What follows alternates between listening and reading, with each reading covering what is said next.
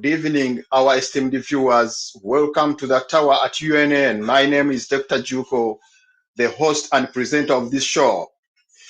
We are in a very crashy week. This week has had a lot of issues in Uganda, and these are the issues that we're going to discuss today.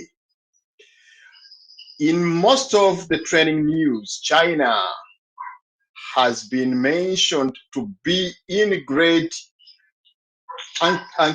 shape, and they want to take over the Entebbe airport because of the 740 billion loan that they offered. This was found out by COSASE parliamentary committee, in which they discovered that Entebbe airport is a risk of being mortgaged or taken away by China.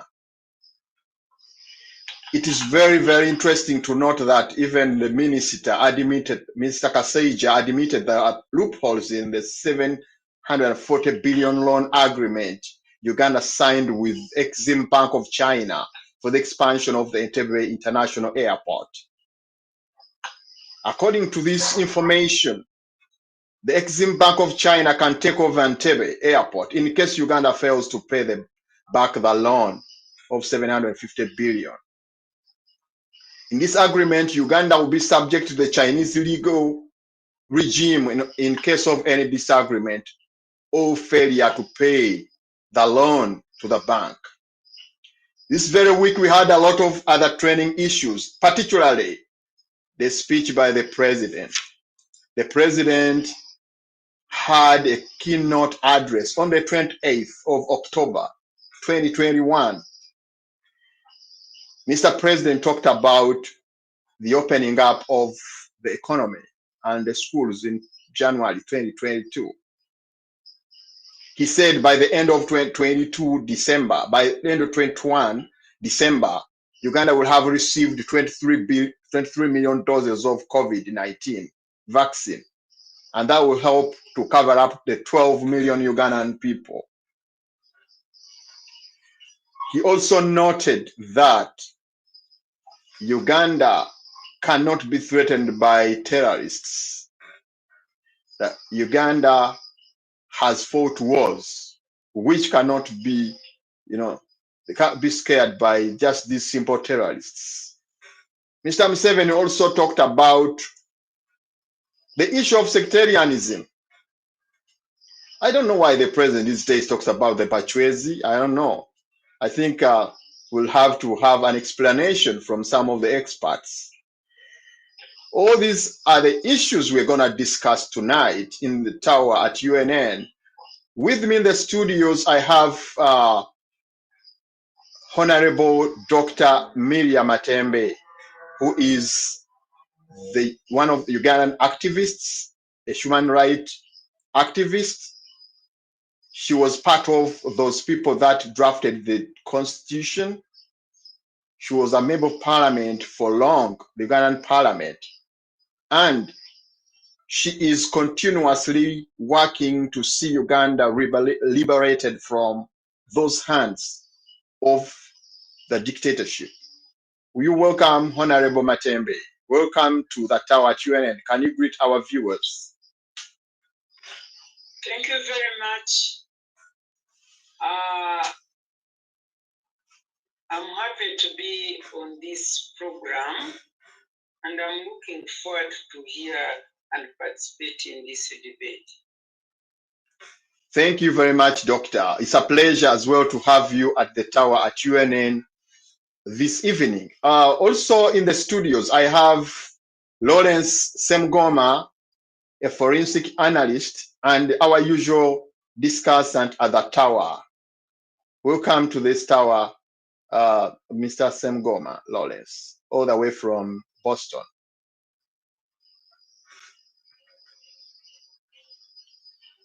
Can you work on your sound? Lawrence, your sound is not coming out properly.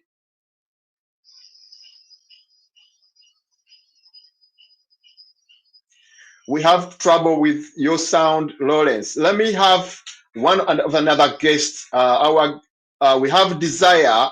Desire, you are welcome to the tower. Thank you so much. As always, it's always a pleasure to be here, exchange ideas, and talk about the trending issues that are happening in our nation and what ways we can go forward as a nation as we move to our own liberation. Yes, Desire. Thank you very much for that introduction. Let me bring over Lawrence. Lawrence.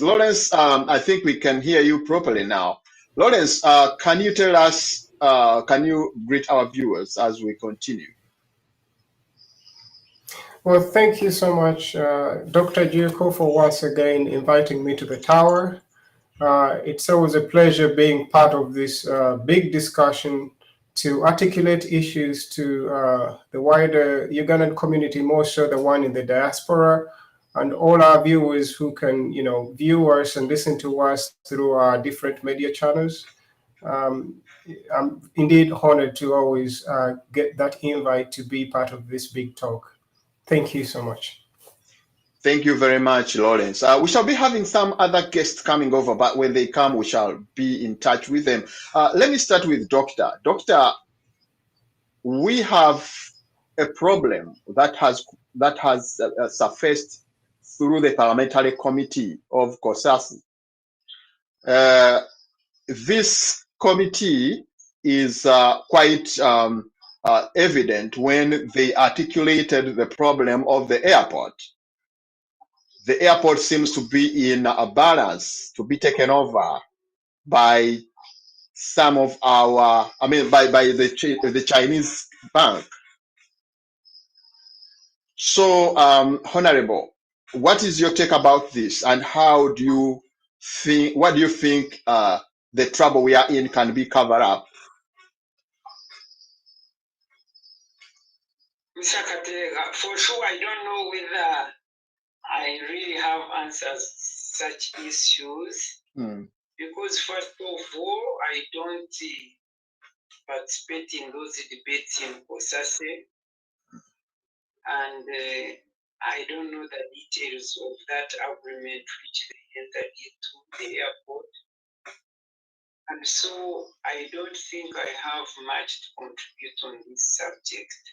Okay. But what I know, I want to say that it would be extremely unfortunate to have such kind of situation, because at one time I think I was in Zambia, where I came to learn that because the Zambian government had got so much loan from the Chinese, now the Chinese were taking over, like you take over electricity, you take over water, you take over all these kind of things. I did not imagine it could also happen to Uganda, but I want to say that with Ugandan level of corruption, anything can happen in this country. And it's quite unfortunate that such things are happening. And we can't do much as Ugandans. We shout and nothing happens. I remember at one time the president was talking of how he knows all this corruption that is happening with Uganda Airlines, when in fact they had just brought these few planes. And one wonders how now corruption has come over that matter. So I am sorry, I don't have much to say on that issue because I'm not a participant anywhere in this. Yes, Honorable, because what I think when it comes to issues of it seems like even the minister, even anybody that would be responsible, is not taking the responsibility to look at the agreement, and this really is very, very disappointing. You know what, Mr. Katerega, let me tell you, when it comes to these agreements, I will give you one example. Like our president has been saying that earlier the first Uganda Airlines was closed, was rubbishing it and that kind of thing. By that time, I was a minister for ethics and integrity. I was the minister for ethics and integrity. And the government was trying to enter into an agreement with South African government of Yes. our airlines. Mm. And every cabinet meeting they would come and say, Uganda Airlines, we want this kind of loan, we want this loan. Until we said, but if Uganda Airlines cannot work, why don't we close it and instead of incurring all these loans when we don't have money to pay and when it is not doing anything at all? And then we said we want now to enter into agreement with the South African Airlines, the government. And this agreement was written and they wrote it for, I said, let the Minister of Ethics look at it. Mm. And I got that agreement. You cannot believe it. We made a committee of the Minister of Transport and then Minister of Justice and Attorney General and me, the Minister of Ethics and Integrity. So the agreement was given to me in our office. We studied it and we found it was such a terrible agreement, where in this agreement, every time there would be a profit, it would go to the South African Airways, and when there was some loss, Uganda would meet it. Mm. And there was no way Uganda was going to get any profit at all.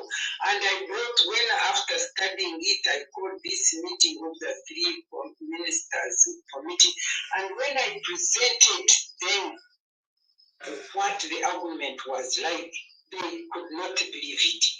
And yet this argument was being made by the Solicitor General, and all those staff of the Ministry of Justice were there.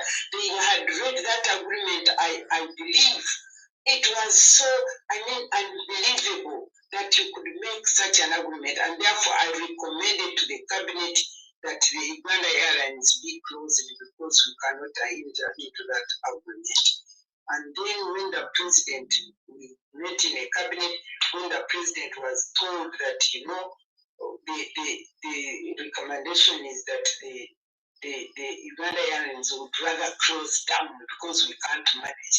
And then they said, oh, the Minister of Ethics and Integrity. He said, but since when did Matebe become a pilot or anything? What does she know about these matters of the planes and so on? I said, I know matters of ethics and integrity, and I am sure this contract was based on corruption and whatever it is, and it can't work. So that is how we closed Uganda Airlines. If I had not studied that agreement, it would have caused us such terrible consequences.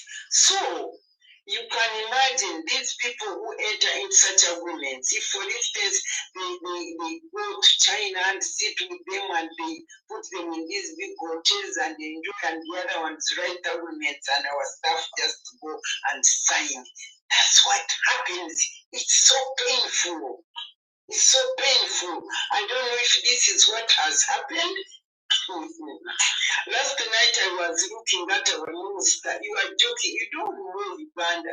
This minister, the members of parliament were talking of these new administrative units like, municipalities, cities, and the district councils and committees, which were created, and there are no funds at all to give to them to operate. And I saw the minister, he was on our TV, he said, yeah, this was just politics. We created them because of politics. And he was laughing and saying, there's no money. It's politics. That is your Uganda. That's why some of us really are so pained. It is so painful, but we can't do much. Honorable, there is what we call a political subterfuge. It seems like within the state there is another state which is what it wants is what happens. The other ministers are just shadows and they do nothing about what happens. They just come to sign papers. Is that true? Well, I think the ministers also should be blamed for what if they are signing anything, because I have ever been a minister. If you bring, it is actually, I don't think ministers sign contracts. I don't know whether they sign or it is the ministry, in which case the accounting officer signs, I can't remember. But I cannot see my ministry signing a contract which I have not read through and understand what it means. But as you will know, you will understand, the president said that he was appointing fishermen. What did that mean to you? So it's now the somebody, let me tell somebody from like anyone, our minimum is A-level. Yes. Somebody who has never worked. Many of these people, somebody who has never worked. You look at our people. When you are going to appoint a prime minister of a country, you can't pick somebody because she supports you so much. And then you just pick somebody without even any experience. When I was a minister, one thing I learned before I left, I disagreed with Museveni and I left, was that I learned that Museveni does not value or respect cabinet. He doesn't think that it is of any use. I think, Doctor, it's not only the cabinet, if even we would say the institutions. I'm now on the cabinet. Yes. Now on the cabinet. Does not respect or value cabinet. He just thinks it is a body to endorse, just to endorse what he wants. To legitimize, yes. Yes, and when you see him appointing anybody, just anybody, for him he thinks anybody can be like a cabinet minister or anything, except the only job not anybody can do is, not other people can do, is presidency. But the rest of the thing, he thinks anybody can do anything because he would be the one bringing forward his ideas and the other people endorse him. And I can assure you, like the current cabinet, I don't think there is anybody who can question what President Museveni brings on the table. I don't think anybody can raise a question on it. So that's why when you see this Kasaija and he just laughs it off, I just can't understand why such a person is still holding a ministry of finance when he knows things are happening like that. It seems like, well, this is what is going on. This is it. Once the president wants that, that's it. And then they turn, and the president again turns around and condemns and blames them. And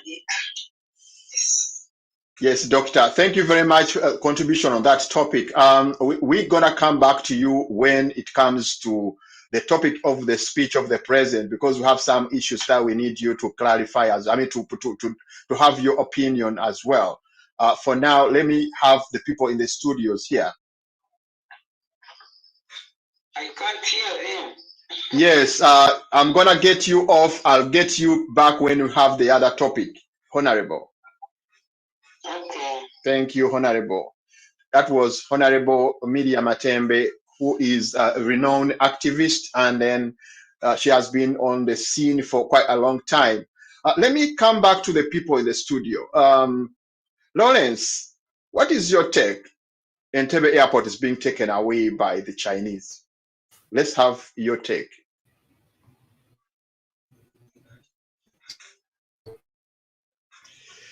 I think we have a problem with Lawrence. Let me bring in direct. We have a pleasure to have been joined by Sophie. Sophie, you're welcome to the show.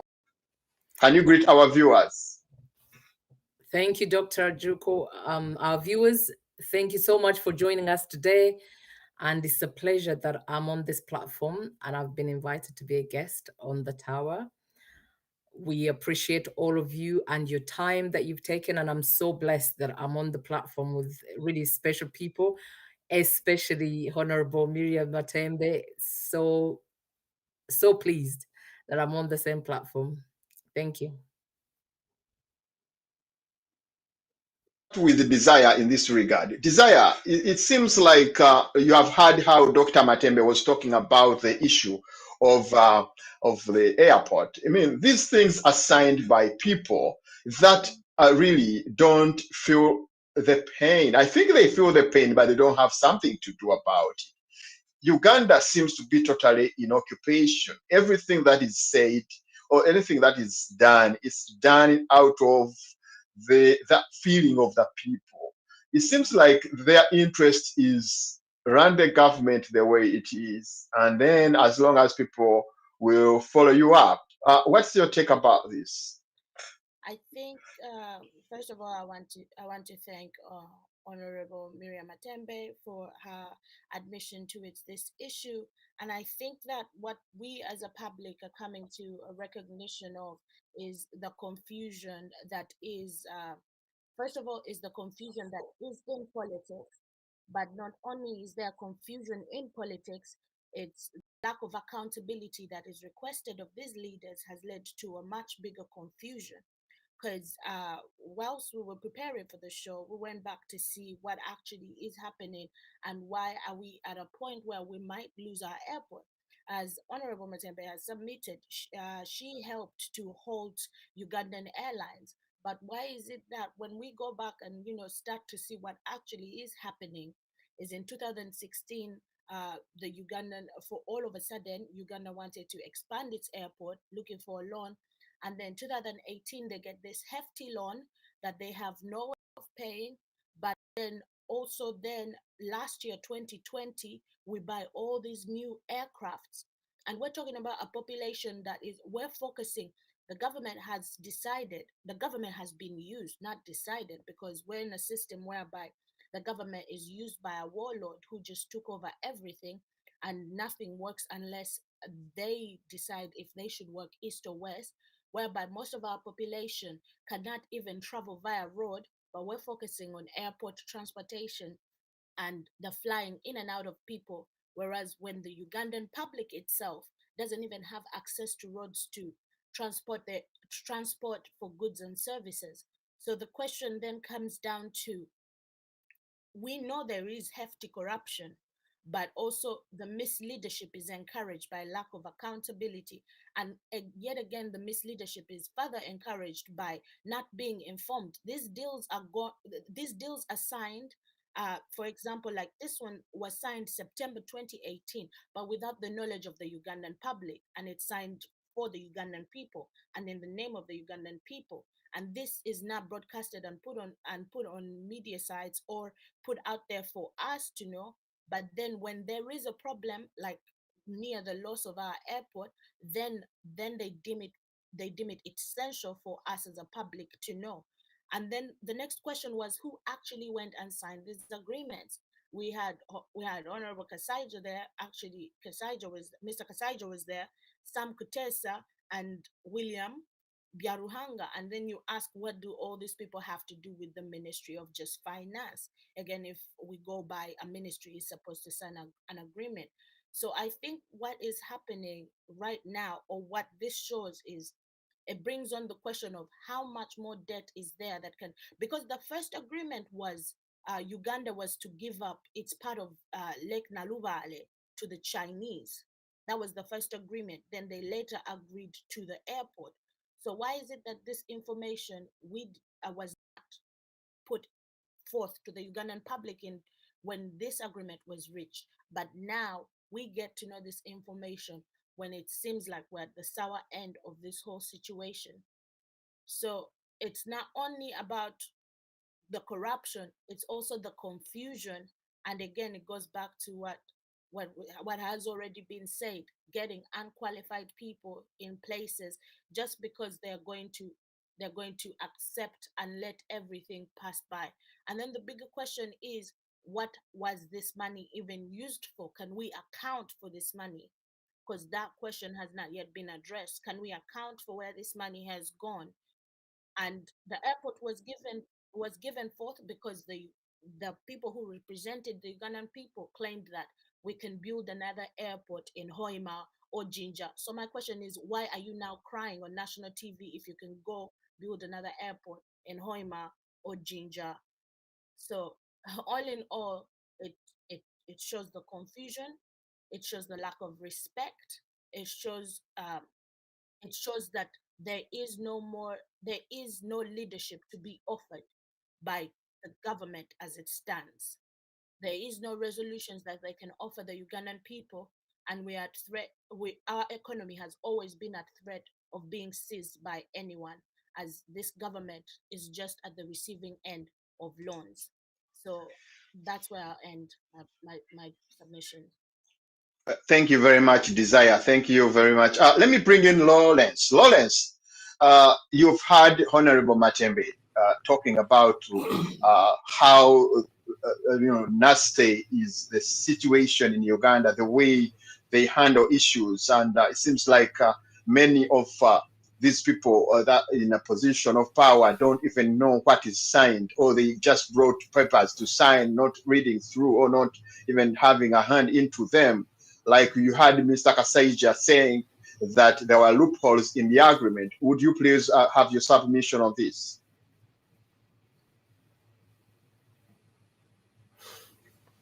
All right. Thank you again, Nadine, for that question. When I try to look at Uganda's issues surrounding for foreign direct investment, or more commonly referred to as national debt, and at the time, I think the national debt has got up to more than 50% as of this year. It was 44%, but we pretty much ramped it up during this COVID or lockdown phase to borrow as much. And this is no rocket science. We're only borrowing because we have looked at the production units, or companies.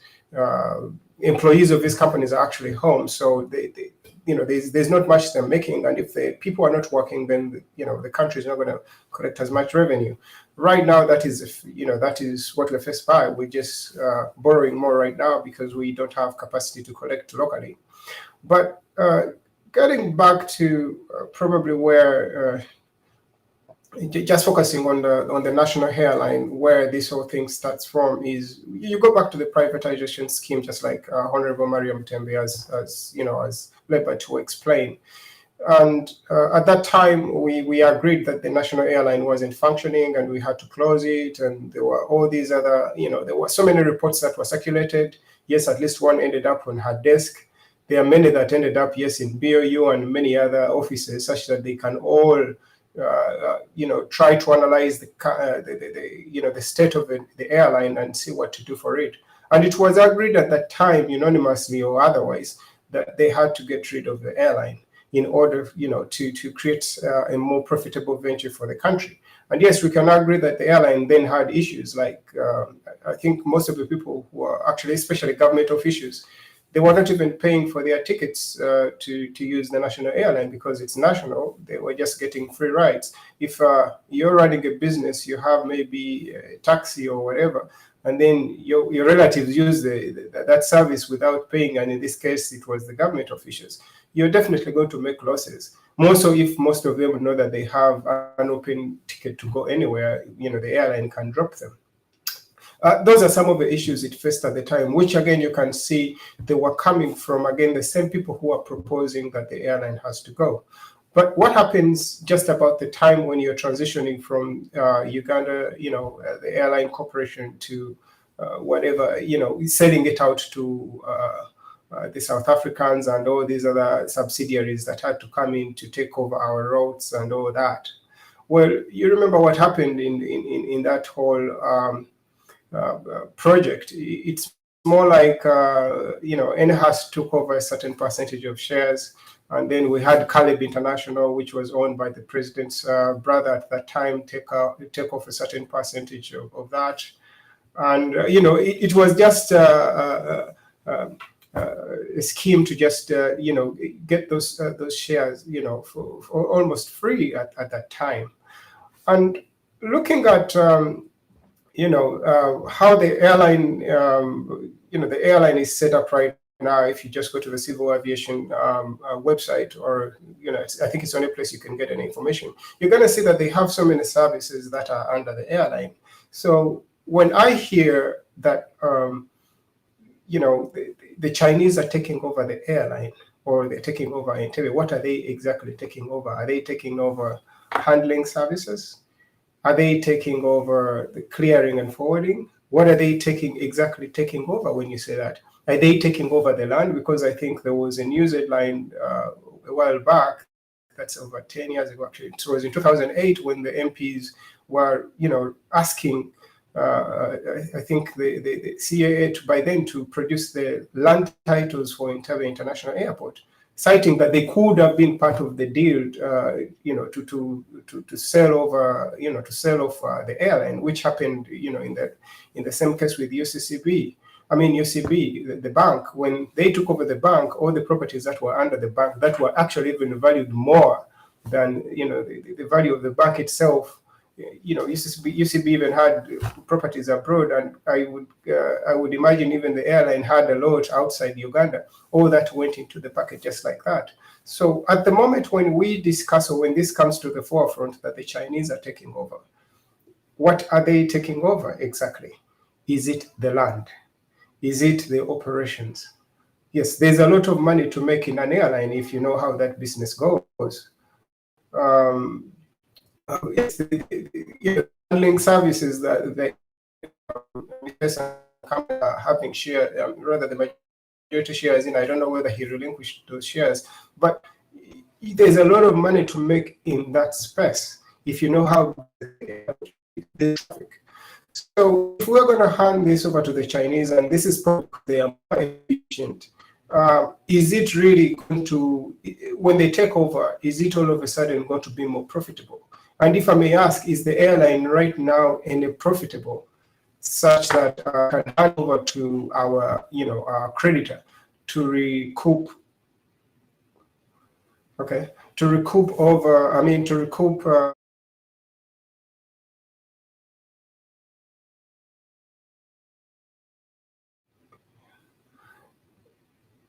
don't know if Nadine is trying to say something.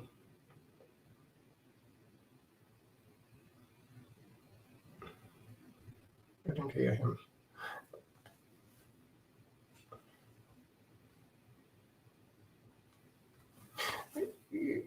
Yes, sorry, Doctor, I didn't hear that quite well, but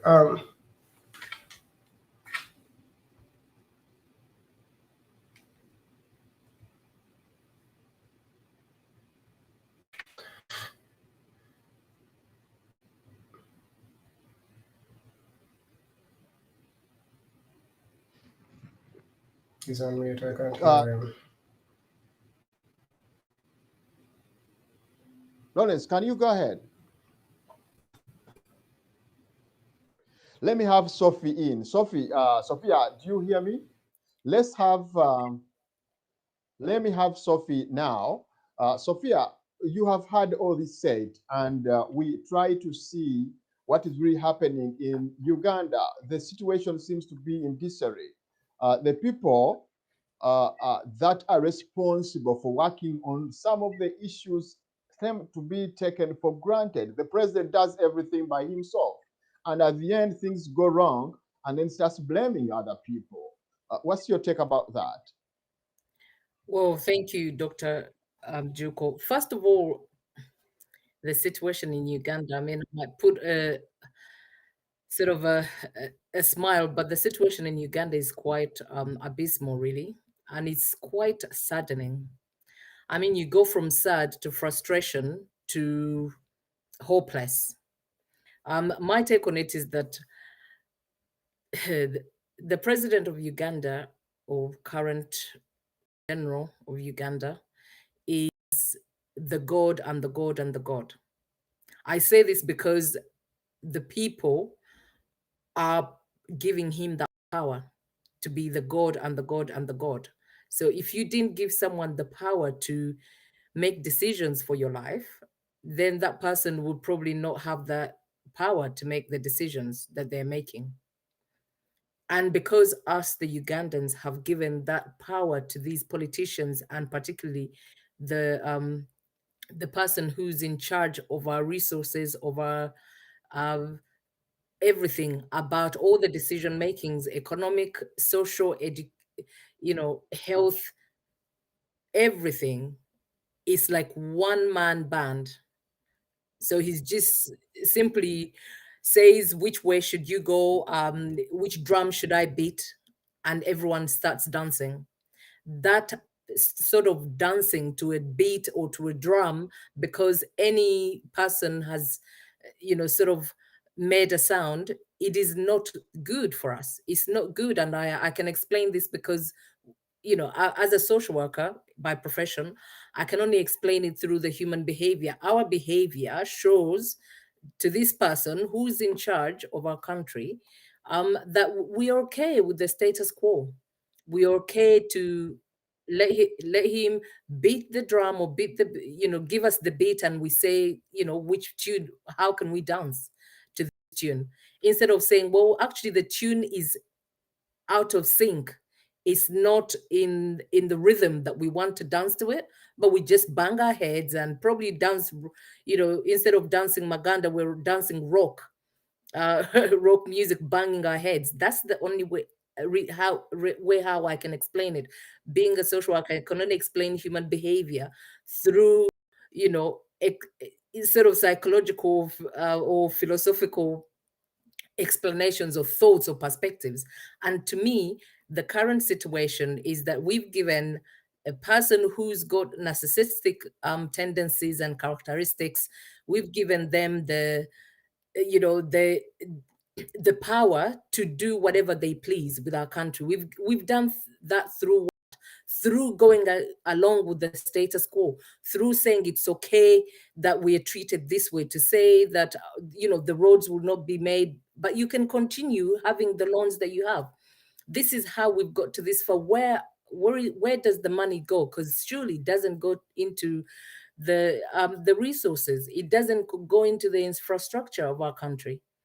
If the airport to this point in time is going to be taken over by the Chinese, and yet they say apparently, according to reported sources, 8 billion of that, according to the finance minister, Mr. Kashaija, the 8 billion of that was taken out on loan.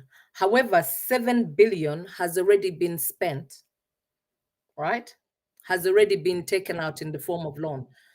So, and the airport is supposed to be in the hands of the Chinese, just like Lawrence was saying. What part of the airport are they taking? The airport is supposed to be in the hands of the Chinese for over 20 years. What does that mean?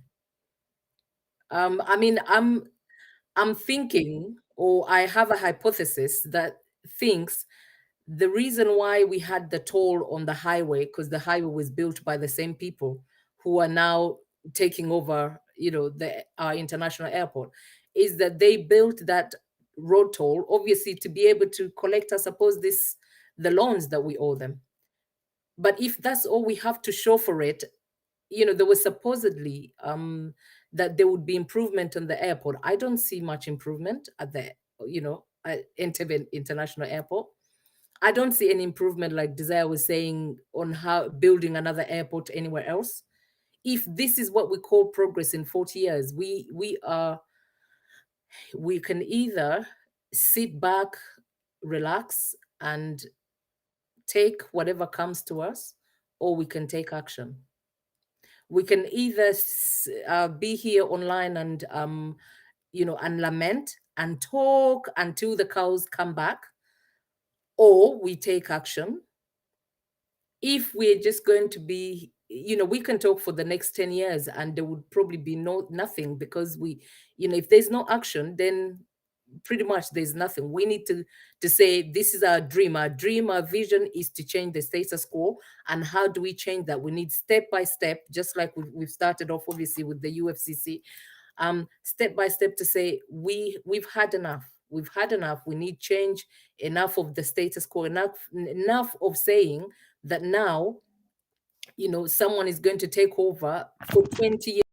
This is exactly how colonization starts. We're starting off with one foreign, entity which is coming in to take, the airport. The next thing, we're going to have someone come over to take our education. The next thing, we're going to come over someone taking over all our hospitals. And what else? What else are we? I apologize.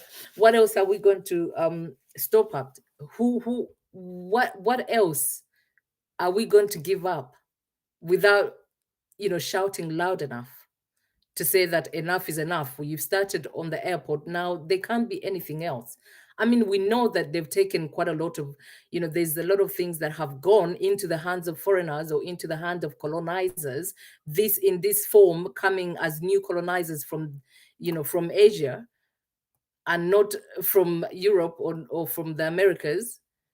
But when are we going to say, stop, enough is enough? Thank you.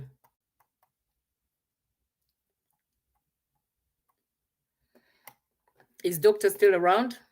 Lawrence?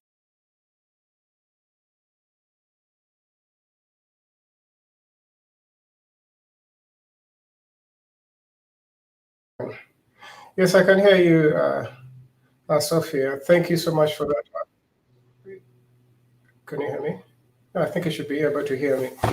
Thank you so much, Sophia, for that submission right there. I think, yes, your voice rather complements what everyone has to say about this other issue. But one other point I wanted to bring out before I ask Desire to jump in there is I think by the time, just looking at the airport, like I asked you, I mean, I just presented to you earlier, when you say the Chinese are taking over, what exactly are they taking over? Is it the entire airport? Our debt is that big that we indeed have a 740 billion, and these are shillings, okay, that we have to pay back. And we included in our, I mean, we would lease this airport to them for 20 years in order to recoup that. Well, that actually has some truth to it to a certain extent, because looking at the statistics of what we get from, what we have at the airport, I think that might actually be true to a certain extent. Ugandans, all in all, today are spending over 400 million on air travel. That is how much the airport actually rakes in. So you can see there's actually money coming in from the airport. But this doesn't necessarily mean that is money that comes to the state or any one person just as is. This is it's distributed amongst the different airlines that are occupying that space. And of course, of late you saw we have a national airline resurrected. Actually, it's about 1.4 trillion to resurrect that. And yes, we're hoping that bringing it back to life right now, we're going to make it work better than it was 20 years ago. But please note that 20 years ago or 30, before it was closed, it needed just about some small figure. It was about $6 or $7 million that it needed to resurrect it at the time. But we decided to let go of the airline. And at that time, if you look at some of the studies that were done, the airline had actually grown up by over 56%. That is according to Andrea Golden. That is a study that he did about African airlines back in the day. So you can see the airline was doing well, and then it's taken away. Now we're spending way more to kick it from the ground. But leaving the airline alone, because that is not the only thing that is actually running at the airport. I don't know what percentage of the national airline, I don't know what percentage you were taking of the revenue that we see, just looking at probably the $400 million dollars or so that Ugandans are spending on travel. But if I'm reading now, do you think that the Chinese will be able to maybe recoup their money running the airline for the given period of time? What is your take on that?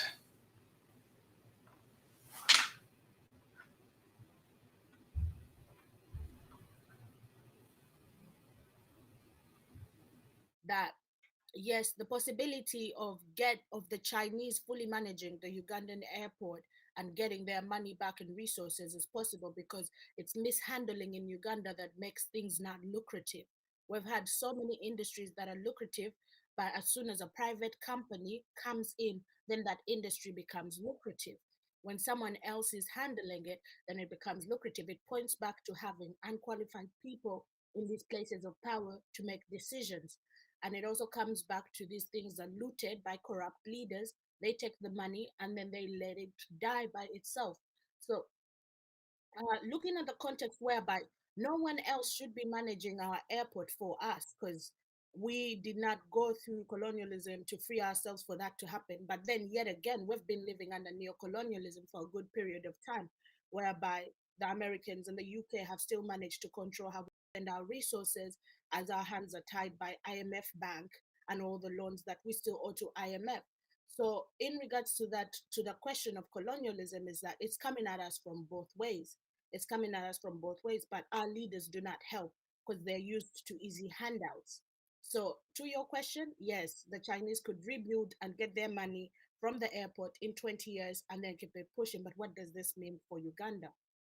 But at the end of the day, I'm not surprised that this could happen. And I do think if someone handles it, they could pay. But also, that doesn't negate the fact that if this government is ousted, that Ugandans who actually are qualified and care about the country could also run that airport and it could be lucrative. So it's not only the Chinese, it's just the mishandling of this present serving government. We should have not, shouldn't have accepted some of the clauses, but as I told you, the price is either to take it or leave it. What happens to Uganda Civil Aviation Authority and the Ugandan airport if we failed to pay this money? What would happen? No. Me, I don't think it's at risk. As I said, if in the unlikely event CAA were to fail to generate sufficient revenue to service the loan, then the central government will step in. So there are so many clauses in that agreement that do not favor the country as Uganda, and therefore, to us, we need to dig deeper. The expansion of the airport will see the building of a new passenger terminal, cargo center, and fuel center.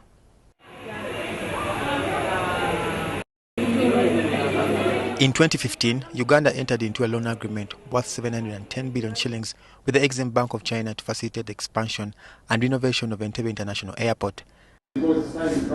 7 years later, the Parliament Committee on Commissions, Statutory Authorities and State Enterprises, COSASE, has unearthed major gaps in the agreement likely to cause financial loss to the country. Despite Uganda being a sovereign state, the agreement was signed based on a Chinese legal regime with all litigation.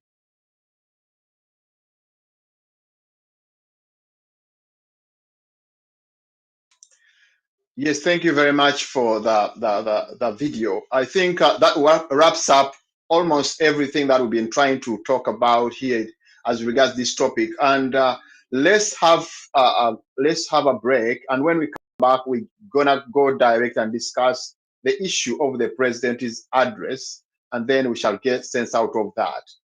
Thank you very much.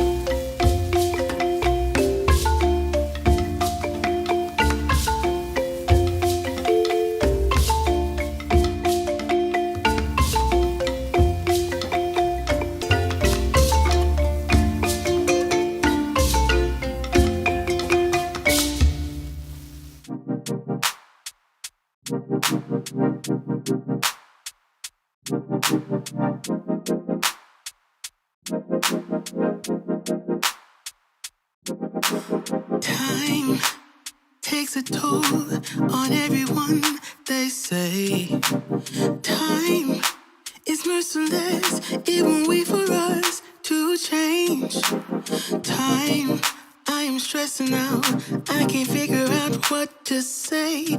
Oh, time, Just give us time. Time. Looking back on pictures, and I find it hard to see you and myself in places where we used.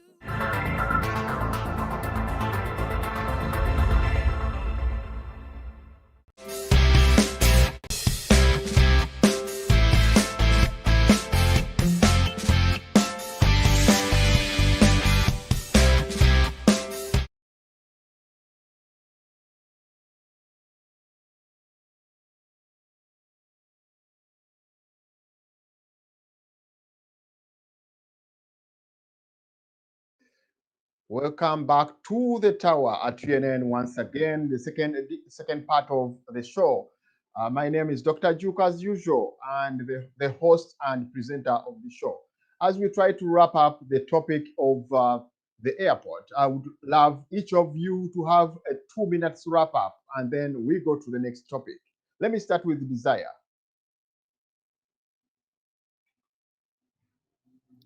In regards to wrapping up with what's happening with the airport, I would say that we need, there's nothing now, the only thing that can be done now is a total power change of leaders who actually can be held accountable by the people, who inform the people about what's happening to their resources. But as it is now, we need to keep our ear on the ground as people who are, we're still all Ugandans, and know what this is going to cost us and how long this is going to cost us, because the process is irreversible and we must look to mend it one way or another, with and the only mendable way is with a power change. Thank you very much, Desire. Let me bring in Lawrence in 2 minutes to wrap up that topic.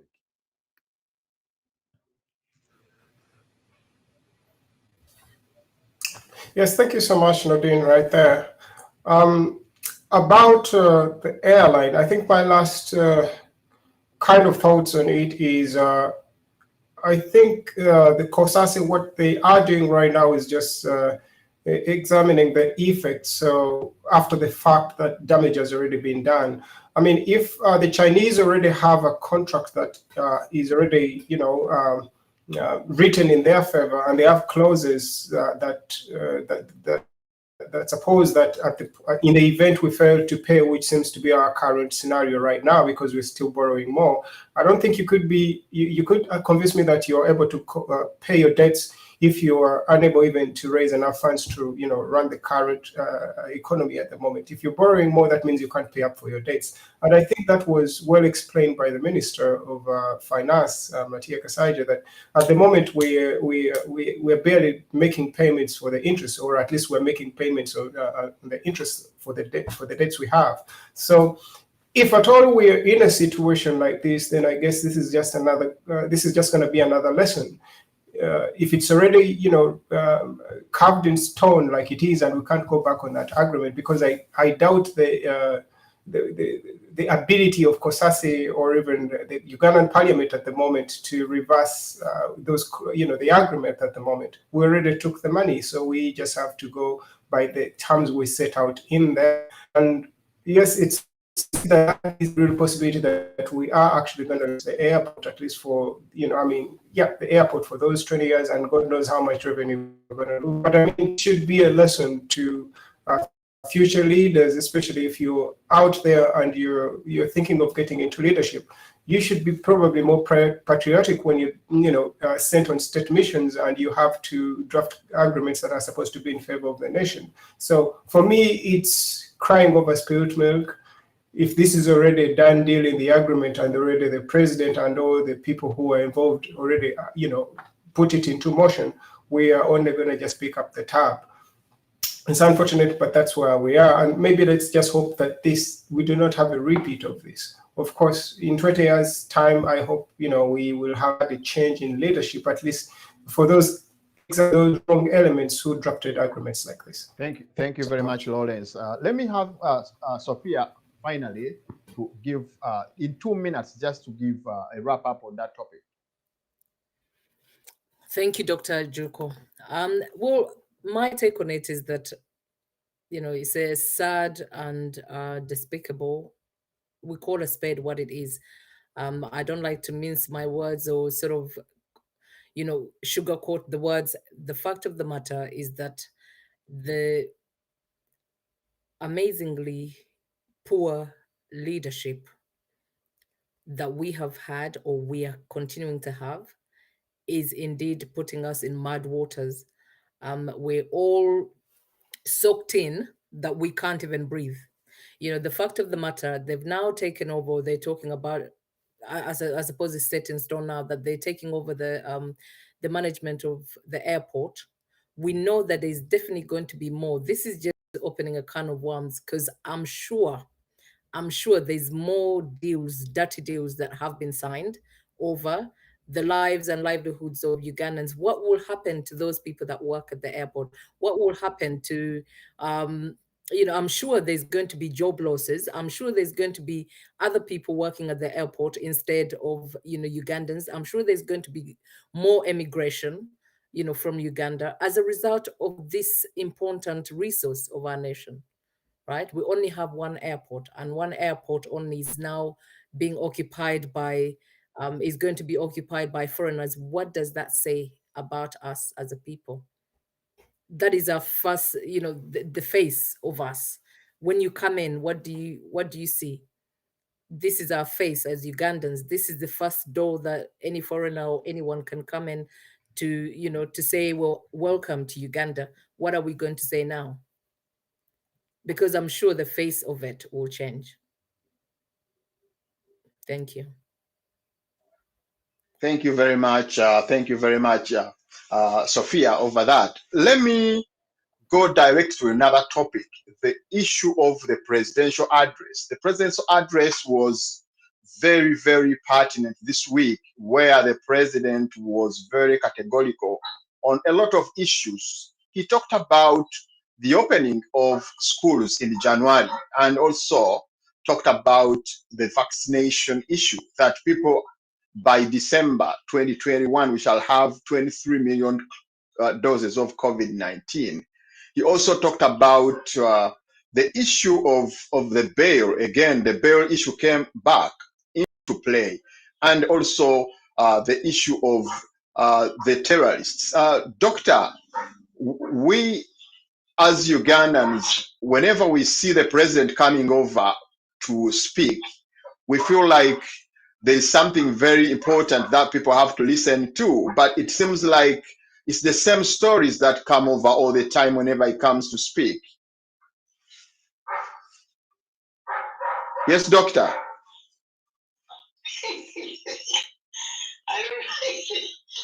I don't know what you want me to say, because the person you're talking to gave up long ago on the president you're talking about. Because for me, I have come to know our president as a liar. And he comes and talks, but nevertheless, we can always discuss what he's talking about. And for me, on the issues which you are raising, I would rather maybe discuss this matter of bail. I don't know what he's after by insisting that people should not be given bail, because I don't understand what he means, unless it is just focused on the political opponents whom he wants them in prison forever. Because bail is not mandatory to give bail, although it is a human right to apply for bail.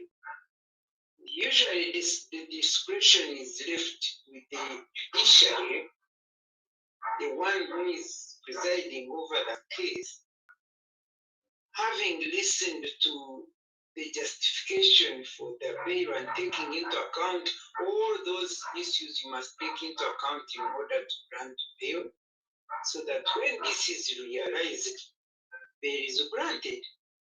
For me, as far as I'm concerned, the president should be looking at the capacity of the institutions that are dealing with these criminal issues.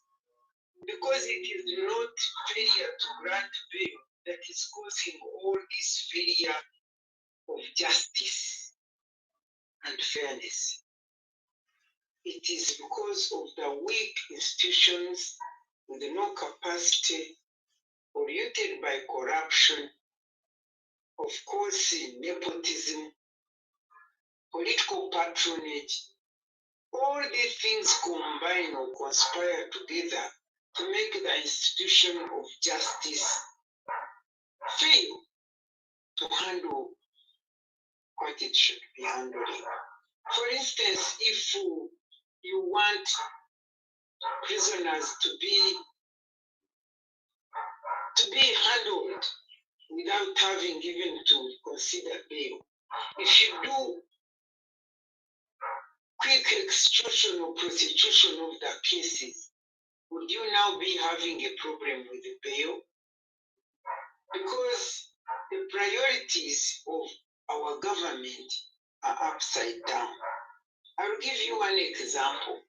If you go in the whole of Ankole region and you find that there are only 2 high court judges and only 1 resident one, and yet you find that in that area... Doctor, to clarify to our viewers, how many districts make up Ankole region? Do you know how many districts make up Ankole region right now? Well, there are quite many. Because when you go to what was Greater Mbarara, is now 7 districts plus city. If you go to Ushenyi, which was Greater Ushenyi, is now 5 districts. And then you go to Tungamu. Yes, that side there are 5 districts. So when you add them, I think they are like that is around 20 something. Yes. They are more. I think they are like 20 or something like yes, that. more than 20. So you find there are two judges, and yet there are 45 members of parliament. You see what I'm talking about? When everything is politicized for sustenance in power, then other institutions are left just like that. How many prosecutors are there compared to members of parliament in the whole country? So what is the priority of our government? And these prosecutors or justices or attorney general, how much money are they paid? When you find that somebody like a state attorney is earning like 2 million, when a member of parliament is earning 30 millions. And mark you have like 2 state attorneys in the whole place, while you have about 50 RDCs, assistant RDC. I don't know how to explain this thing, but you can imagine. And you have more than 100 members of parliament from Ankole region. Yes. So what is the priority of this government, and where does the question of bail come in, when in fact you have failed to capacitate to fill the judges? You don't have enough judges or magistrates. You don't have enough state attorneys. You don't have enough prosecutors. You don't have all these for administration of justice. But when you go to the political arena, you have all those useless offices. ISO, you have 80 ministers, you have like 80 presidential advisors who sit and do nothing and earn so many millions, 20 millions, what kind of money, and then you come and say, bail, I want bail because I want justice. Do you look at the institution, strengthen the institution, build their capacity so that they can expedite the hearing of cases where would now they desire such a serious desire for refusal bail? Where would it come in? if these institutions were operating the way they're operating. Secondly, when you go to appoint those judges and magistrates, what consideration do you take into account? Do you take in capacity, efficiency, and ability? Or you just say, this is a cadre of the movement, therefore I must appoint them judges and magistrates. And then when it comes to corruption, all those issues are the issues which the government should be looking at rather than looking at an issue like bail. That it, just because you want to imprison the political opponents without giving them bail, then bail becomes such an important issue when in fact what should be important is the institutions that operate. And besides this corruption, besides this politicization, besides all that, they are not free. There is no independent institution in the country of Uganda which can play its role effectively. Doctor, when you look at such a situation, do you think we are going back to the other law, or the Obote law, which was detention without trial? Is it what the president seems to be directing us to? For sure. You remember actually, wasn't it particularly when that's what we are talking about? You know, we are going backward in everything in this country. We are going backward. Let me tell you what happened recently. I listened. They brought a motion in Parliament where they wanted is it suspend or to rename the institution of parliamentary studies. And the mover of the motion said, I am bringing this motion. We are not going to read it. It was a law coming forward now to amend the other act. And he said, we are going to have it for the first reading. We are not going to read it for any other reading. And we are going to pass it right now. And we are not going to debate it. So I'm going to read it. They read it. They read the suspension of the rules to debate the law, that regulation, and then they said, all who say yes or no, no. And one member stood up and said, how do we know what we are agreeing on? And the presenter said, no, you shut up. The speaker said, yes, has it or no? They said, yes, has it. And then I remember Obote with his pigeon oral constitution. Yes. When he came in and said, I have put the constitution in the pigeon oral, you approve it, you will read it afterwards.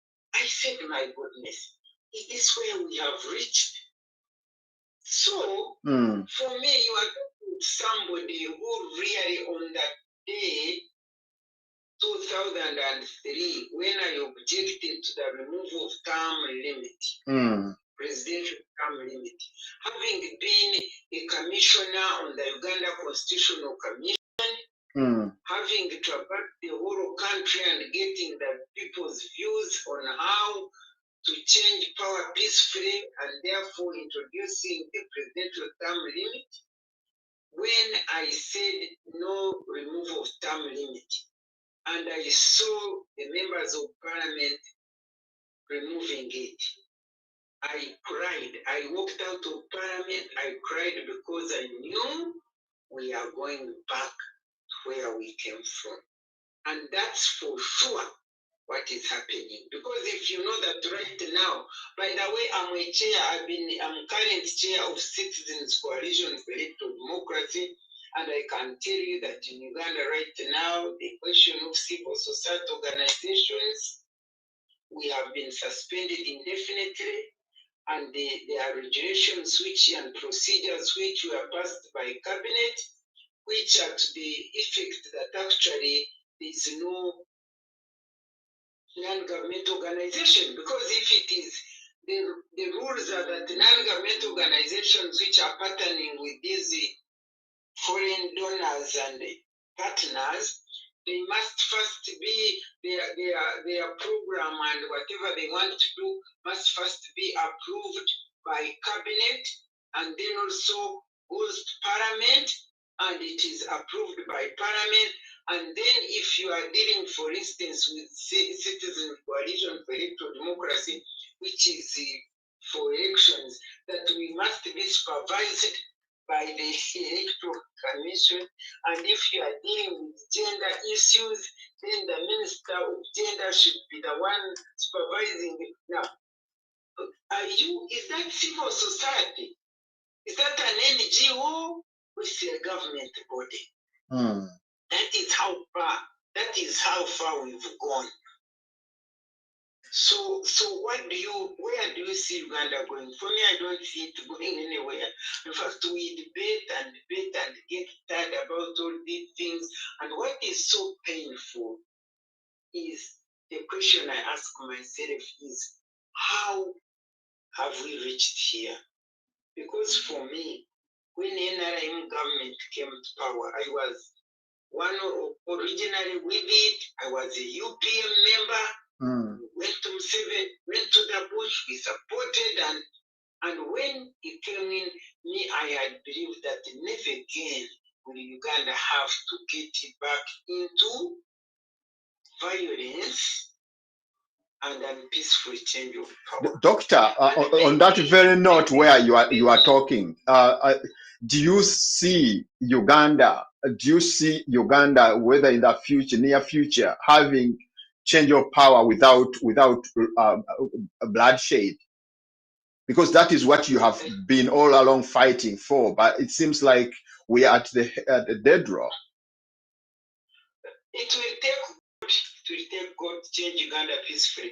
Let me tell you, for instance, among the topics you are going to discuss tonight, as from President's debate, is this whole issue of terrorism. Now, I want to be clear here. When you have a disease and you want to cure it, you need to know the cause of your disease. And then you address the cause. When you address the cause rather than treating symptoms, that's when you are able to cure the disease. Now the question is, why is there terrorism in Uganda? Why are these bombs? Why is this violence? The answer is one. Just refusal to hand over power peacefully. That's true. That's very true, Doctor. I was in this country, I was in government for 20 good years. I was in this government. I saw when we worked up to like 15 years, when it was all doing well, we are all working well and things are moving forward. Until this man loved power more than the vision that brought him to power. And when this happened, and he held a grip firm on power, that is the cause of this violence, that is the cause of these terrorists, that is the cause. He knows. Now, how do you fight? He's fighting symptoms. If tomorrow he said, I'm ready to hand over power peacefully, would you see all these bombs, all these troubles? Didn't we run this government for about 17 or so years, 20, without these wars, except when he was fighting to finish the war in the north? Did we? We didn't. Now when you say we can't, we shall manage terrorism, which all the money that is supposed to help us in this country, health, education, everywhere, it is all within the army, defense, army, local defense, whatever, fighting your own people. What is it? Let me tell you, if you see what is this line of vehicles that move, we cannot pass via Kororo this day. It is like sealed off. The moment he's there, all the security, how can you protect yourself against your own people? That's very terrible. It's a sign of depreciation in terms of power and in terms of love that people would have for you. Yeah. So, Doctor, then I want you to talk briefly about the issue of education, because as a parent, we all have the pain that our children are at home. But here comes a situation that they are talking about a deadline, which again, the Minister of Education has not discussed. The president is the one talking about it, but the ministry has not discussed anything about it. The ministry, the ministry is headed by who? If the ministry is headed by the first lady and the president is discussing, isn't that what the ministry is talking about? But anyway, it is so painful. It is so painful, and I want to say it very clear that this whole issue of closing schools is not about COVID and people dying. There no money. There are no finances to run the ministry. So that is an excuse. Because when COVID, all these other countries which were so bad off and they started their own schools, when we had the first lockdown, COVID, we had very few cases. And what led us to the second lockdown was because of politics. We told him don't hold elections. You can imagine going out to run and hold elections and spend so much money instead of stopping elections which were meaningless anyway, which were going to cause us COVID. Than schools, you close schools, and yet you opened all these elections, and people went out there and brought us to COVID, this second lockdown, which was caused by politicking and elections, which were bringing forward nothing to this country. And then you close schools, and all money went to elections, and all the money that was collected for COVID to help us during COVID. As you know, Auditor General found that 55.8% of that money was never counted for. So, no money. Mm. So the problem is no money. Instead, they're just hiding behind the issue of. I do believe that there is no money. There was no money to open these schools.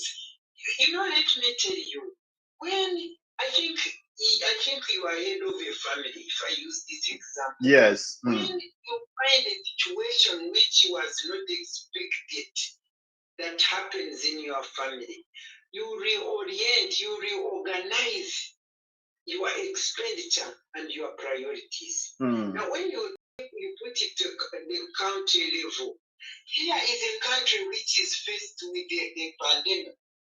This COVID, which was very, very bad and terrorizing and disorienting everything. What is it in Uganda that they've done to prioritize, to rearrange your expenditure, to rearrange your programs, to rearrange? Here in the midst of COVID is when you increase members of parliament from like 300 something to 520. That's when you create cities and municipalities. You create more administrative units. You do all that kind of thing. And what should be the government be doing? It should be looking at these private teaching institutions and looking at all these other institutions and giving money where you say we are putting in money here to help this sector. We are putting, like, money should have been put in the sector of education and even in health, focusing on human resource and Ugandans, looking at Ugandans and how you are going to get them out of this COVID. I don't see any program of prioritization or any strategies drawn here in this country to address the situation and improve it. When I looked at the president with all this defilement of the young girls, 14,000 girls defiled, others married off when they are 13, 15 years. I listened to the first lady the president said that the death is irreversible, but young people, the pregnancy the children can go back to school, but he's trying to deter them from getting from death. The first lady first said, you parents, that is your fault. Very, very unemotional, very insensitive to the difficult situations through which parents have been facing during COVID. And then on top of that, the husband adds that it is better have two people, a baby and a mother, rather than having one die. forgetting that actually a number of them have been dying while producing these babies when they are because still they were young. too young. That's true. That's very Forgetting true. that many people in Uganda died of diseases, died of so many things rather than COVID insecurity when they were beating them during COVID lockdown. Many more than those who died of COVID at all. So COVID, would you say that Uganda has really been affected by COVID to the extent that all schools should be closed up to now when those countries which were very bad off affected opened their schools long ago? Doctor, as we try to wind up, it seems like Uganda is totally occupied. It's under occupation. And this occupation involves a lot of issues. It involves Museveni as a president, and it involves his system that people refer to as Musevenism, and also the Musevenis, the people that are feeding from his fingers. What do you think if this government is to go, like, of course, any government has to go whether it likes it or not? What do you think that would be the starting point of trying to restructure Uganda? Well, for me, first of all, if this government is to go, I don't know, but it must go. It has to go. Yeah. What I know, I mean, I've lived in Uganda. I saw go. I saw Obote 2 go. Even Obote 1, I was still young, but he went. Came and said, I'm life president. He went. Obote came and said, I'm here. He went. So even this government will go. I don't know how it will go. I don't know when it will go, but it will go. What I know that when it goes, I only wish that it can go and be replaced by people of different vision, so that we start afresh. Because one thing I will tell you, it is true that when Museveni's government came and we took over power, we did a lot. The truth is that we did a lot. There was a big change. In fact, the fundamental change took place until it failed. Because for sure, you can say that for about 17 years, this country was got from the dungeon up to the foundation, and we're beginning to move. Thank you, Doctor.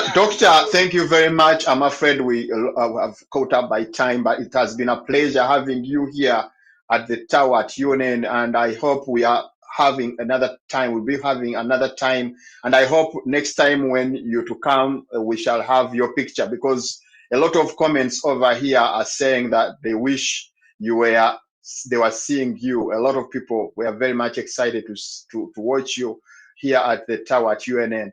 However, it was out of our hand, out of our control. And then we shall try to see the best we can do to make sure that we bring you live into the studio, Doctor. Would you have the last words in 1 second? 1 minute, last words to our viewers. Thank you very much. I was also happy to be on, but I would have loved to listen to the debate in my colleagues who are debating, so that we may supplement one another, but I was not able to listen to them. I hope next time I will be able to see one another and then also listen to one another. One thing I want to say is that for sure, Uganda is on a very bad road. I don't know what we are going to do, but you people, Ugandans outside there, you better rise up and support the Ugandans inside here and tell them to stop fearing, so that we may rise up and reject all this. Because very soon the law on land is coming to make the Uganda land public land, take us back to Amin's time. So you pray. Me, I put everything to God, and I trust that at right timing, let's pray that at the right timing, God may redeem us from what we are in, because it is terrible. Thank you very much, Doctor. Thank you very much. We shall be always contacting you, Doctor, for your advice and for your experience, because of the big experience that you have. And we always, we have even an invitation for you at UFCC, Uganda Federal Consultative Council, when we shall have a discussion to deliberate on some of the issues that Uganda needs to look like in the future. Thank you very much, Doctor. Okay, thanks and good night. Good night to you. Thank you very much. That was Dr. Miriam Matembe, who is an activist, and it has been a pleasure having him.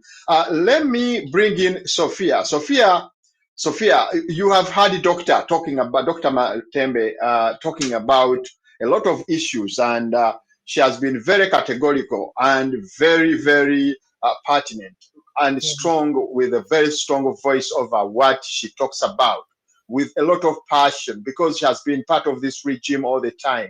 What is your take about the president's speech and what the doctor has said? I mean, first of all, I really appreciate and I'm so grateful that Dr. Miriam Matembe has been able to come on UNN. Once again, we appreciate her wisdom. It's, we're so grateful. However, I really agree with most of the points that she was saying around the abysmal sort of address to the nation, and the silliness that it came in, that it was better for our children to remain at home than our children be at school, because the whole reasoning behind it is that there will be more deaths. I mean, Uganda has one of the lowest deaths of COVID-19. That is a fact. So I'm not sure where this president gets his statistics from or reporting from. So, like I said, he's the God and the God and the God, because we do not have scientists or health experts in Uganda who are able to report on the actual facts that we have less deaths to COVID than to the normal diseases like malaria, like typhoid, like tuberculosis, and early maternal death. You see what I mean? It's like it's just sort of a hopeless, and I don't know how to put it, but I cry and I cry and I cry, and I for our children, and I cry for those little children who have now become mothers. As a mother myself, I know for sure at 15, at 14, I would never have been able to manage being a parent. Later on, being a parent in a society which does not value, you being a child. A society which does not, when I say society, I mean the Ugandan society. Indeed, if we valued being a child, we would not have these a whole president, a leader of a nation, saying that it's okay that these children who are having children can actually stay at home, whatever it is, not condemning it, blaming, of course, the mothers, but at the same time not condemning it, and giving more rights to the dead. Let the dead be dead. The dead are dead, and we bury them. We are, we say yes, okay, we're sorrowful. We are people that respect the dead, if anything, but at the same time we cannot now stop appreciating the living, especially the future of our generation, the future of tomorrow, the children. If you are going to say that we put education aside, I suppose they're realizing their agenda of the Bahima dynasty. The 50-year plan is being realized, and this is how we can see it being realized in the name of COVID. This is all a facade. This is all a sheep in wolf skin, or a wolf in sheep skin, sorry, trying to camouflage what exactly they mean, what exactly they want for our society. So our society is about, do not educate them so that we can do whatever we want with them. We have completely tarnished, and we have completely broken their spirit, or we have put in as much fear as possible so that no one rises up. Ugandans, why aren't we rising up? Why aren't we saying, no, enough is enough? I am not saying that education is the, end of all. I am not saying that us going back to classroom education is the answer to our problems. In fact, it's far from it. But what we're saying is that it gives the opportunity to that, to children, to young people, like it gave us, to be able to sit here and debate and be able to be in, mainstream world and say and represent themselves without that space where you have children go in, in school to learn different skills, that is the the atrocities of our time, the atrocities of our children, that they are going to be left without a basic education, because most education, yes, starts from home, but this education is as important as well, in order that people socialize, people know how the other part lives, children can be able to be left to dream, to hope. They're not being given that opportunity, because now you have a 14-year-old or 15-year-old having a baby, and all they're going to worry about is, where am I getting the next meal? That child is not going to be thinking about, okay, let me be enrolled in school. That child's mother is not going to be saying, let me invest in my child and take them back to school, because you've given them a gap too much for the mother to think, well, if this child can look after this baby, then they might as well continue looking after the baby, and they don't have to waste my money, because you've removed the earnings of the, the parent. You've removed the earnings of the parent, because you've put this lockdown, which is unnecessary lockdown, on the economic and social institutions. This is a very sad time for us, that we have a leader such as him, and then you have an education minister who is absolutely either worse off or the same. But anyway, why should I be surprised? I am not surprised. Only if you did not learn, if you're an education minister, you should have been able to understand the psychology between education, the psychology between child development. A child develops fully between the ages of 0 to 7.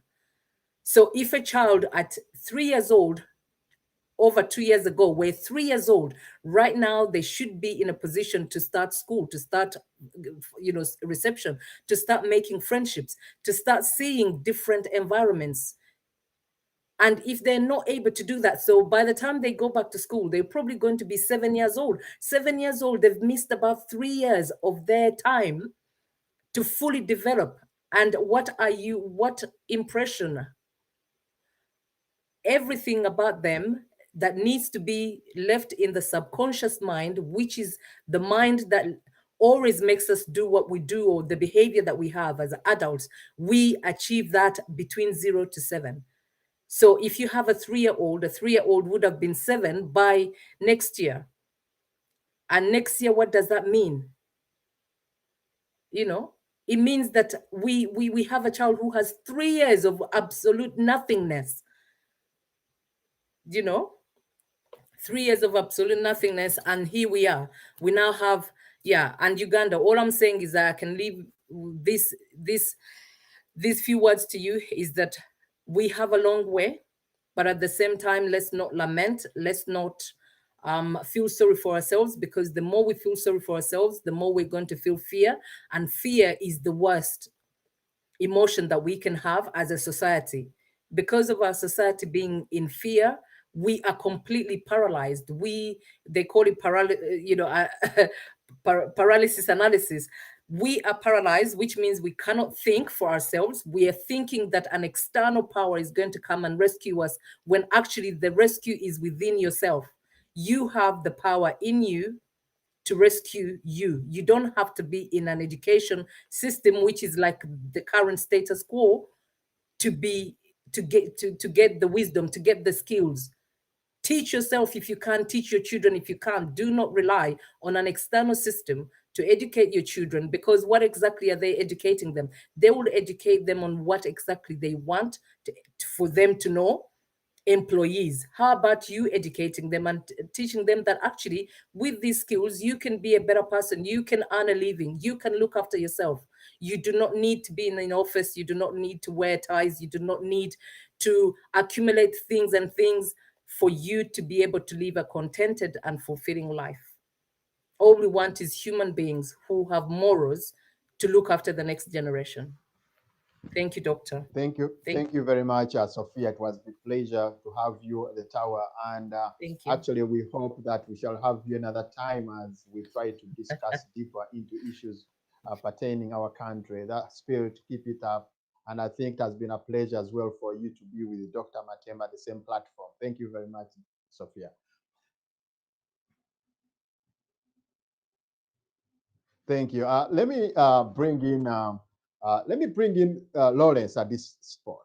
Lawrence, it seems like everyone in the government is aware of how a monster the government has gone to, how the monster level our government has gone to, that a lot of things cannot be done at all, regardless. The president is the one who is doing everything. According to what you've heard from Dr. Honorable Media Matembe, everything seems to be a disarray. The president is the only one in control. What is your take, and how do you react to the speech of the president?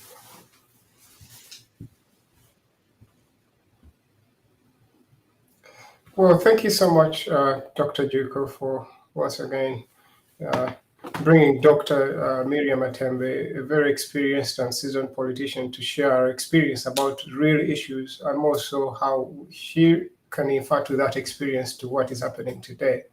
How I look at the president's speech, I think many people could have been able to predict exactly what was going to be said in the speech before, because it doesn't seem to change from what the narrative is. The government is always going to defend itself, even when it is the worst position they are in at the moment, whereby we are having. I think we just made an entry in the Guinness World Book of Records for having the longest school lockdown. That hasn't happened probably organized education, if I may use the term. And again, I concur with Sophia, what she says about education, because that was one of the points that was highlighted, that schools will be open next week, and I think it's all next year with the economy opening. So at the moment, we just basically have to sit down and just wait for everything to open up, and then business can get back to usual. But if we're to go and try to pin out who is responsible, or who should have taken, who should have agitated for schools maybe to be reopened or to maintain the school curriculum going per se, I think that would still run back to the same house, which is the State House, where the Minister of Education resides. If she's this close to the fountain of power, and she and him hold the power in a certain way, you would imagine that they would have been able to think through this and give the best way forward for the country, like, trying to emulate what was being done elsewhere. But if there was no effort per se, other than, I think, issuing radios and opening for a week or two and then taking the kids back to school because the numbers are going high.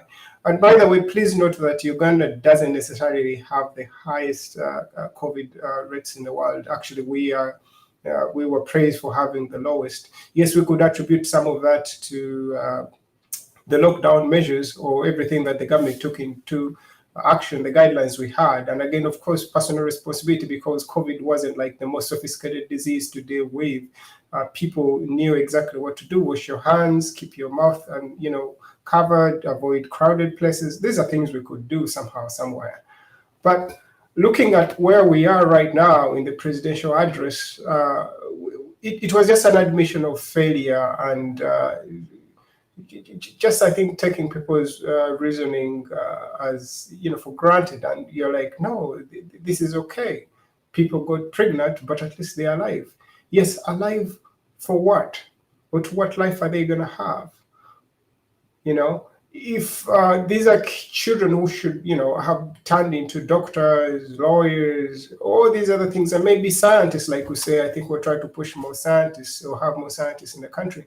If the would-be scientists are now becoming young mothers, and you know what happens with that in places like Uganda is that most young mothers don't usually, you know, finish school.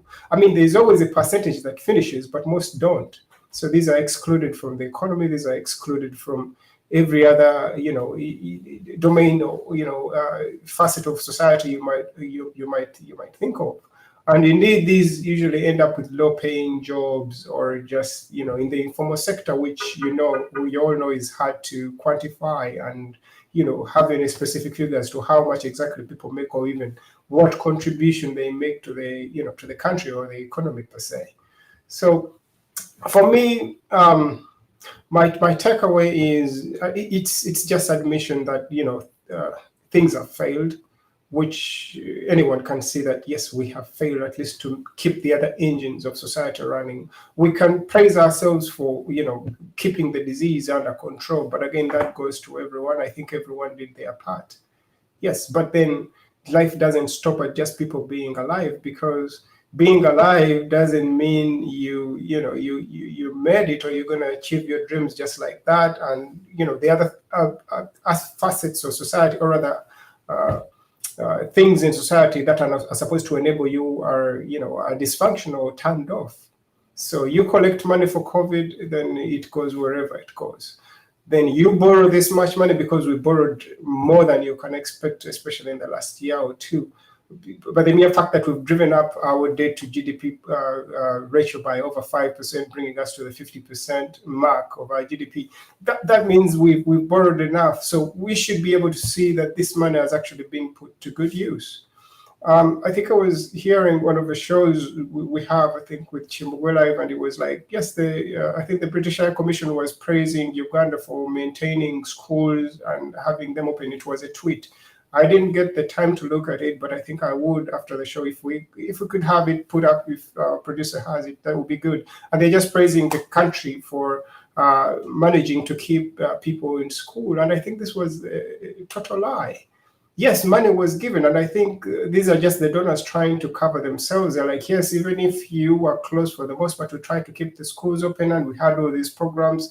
You can see there is a disconnect between exactly what is on ground, what people are enduring, and what the other agencies and partners are reporting. So they are reporting that the radio distribution program was a success, or rather to educate kids on radio, which is the most impractical thing to do today, especially if you have this number of subjects and students that, you know, that have those high numbers, as you might know. It is impossible to educate them or have any school or any learning on radio today. How are you going to handle the feedback? Is everyone going to call in? This is the whole nation we're talking about. It's not just, you know, a single school. So it didn't make any sense. And I think we must admit that this time around we have failed, and we need to do better. But it doesn't give me more confidence if someone is like, there's no admission of failures, but it's only that everything is okay. It's still aligned with the plan. Which plan is it? Vision 2040, which is being in power for that long. Being in power for long doesn't mean anything if at all you people are not gonna, you know, be in the same bracket or reach that kind of level of success that you have in your mind. It isn't going to be realized in everyone's kind of reality or objectively. So as far as I think, you know, the state is concerned, the president's speech was just to show that, yes, for them, they're on course in terms of retaining power and having power. At least the army is fine. It's doing okay. And law enforcement is, you know, it's well funded. When it comes to schools, that's another thing. When it comes to the judges and all these other prosecutors that, you know, that the issue of bail is getting into their docket, you can see that there we have, you know, they are more silent on that, other than just pushing more laws or more directives on what they should do. But if you ask me, I think it would be more logical if at all we could just assess and see where this kind of misalignment is, in that you can't tell me you have more MPs in a certain area than people are supposed to maintain or rather ensure that justice is served. It doesn't make any sense. So it's just going back, reviewing, which I'm sure the government might not be able to commit to do. But yes, these voices like ours or discussions like this at least are bringing all that to light. So if our people are to hear this kind of analysis or debate, at least they better understand what is happening and demand for more or better. Join the activist groups that we have, like Miriam Atepe told you she has one. The red card was here also trying to push their thing. I mean, you have all these other platforms that we have that people can get into to try to drive the change, and whichever way it comes, the better. And of course, here at the UNN, we have the UFCC, which is an organizing body or driving body for these ideas. People should get on board and see how to try to change that narrative, because we cannot be giving this kind of message to the world. It is not befitting of people who have been, independent for the last 50 years. This speech wasn't, the best we could really give. We have our wins, which we can agree that yes, certain things are going okay if they are indeed, but we should also admit when things go bad and be like, no, we are going to do better in all these other areas of life. So I think I would just leave it at that. The speech, it's the usual. That's why people even don't tune in, but they can always give you. There's usually a teaser where people are always able to give you their reviews of what is going to be said even before it does. And indeed, most people are accurate that yes, it's just going to be, a smooth campaign just to show that things are okay and life goes on.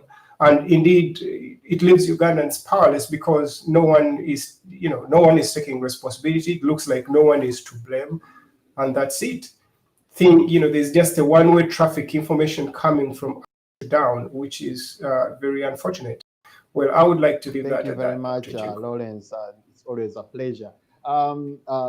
As we try to, I'll bring over Desire, but viewers keep on watching. Those that are have some issues to or some points to give out, please send them on the number that we is scrolling on the TV on the screen down there. Can you also have a call in case you feel like you want to call over as try to wind up this show? Let me bring in Desire on the same note. Desire, Lawrence has been very categorical on issues that Dr. Matem has said, and also on the issues of the president when he addressed the nation.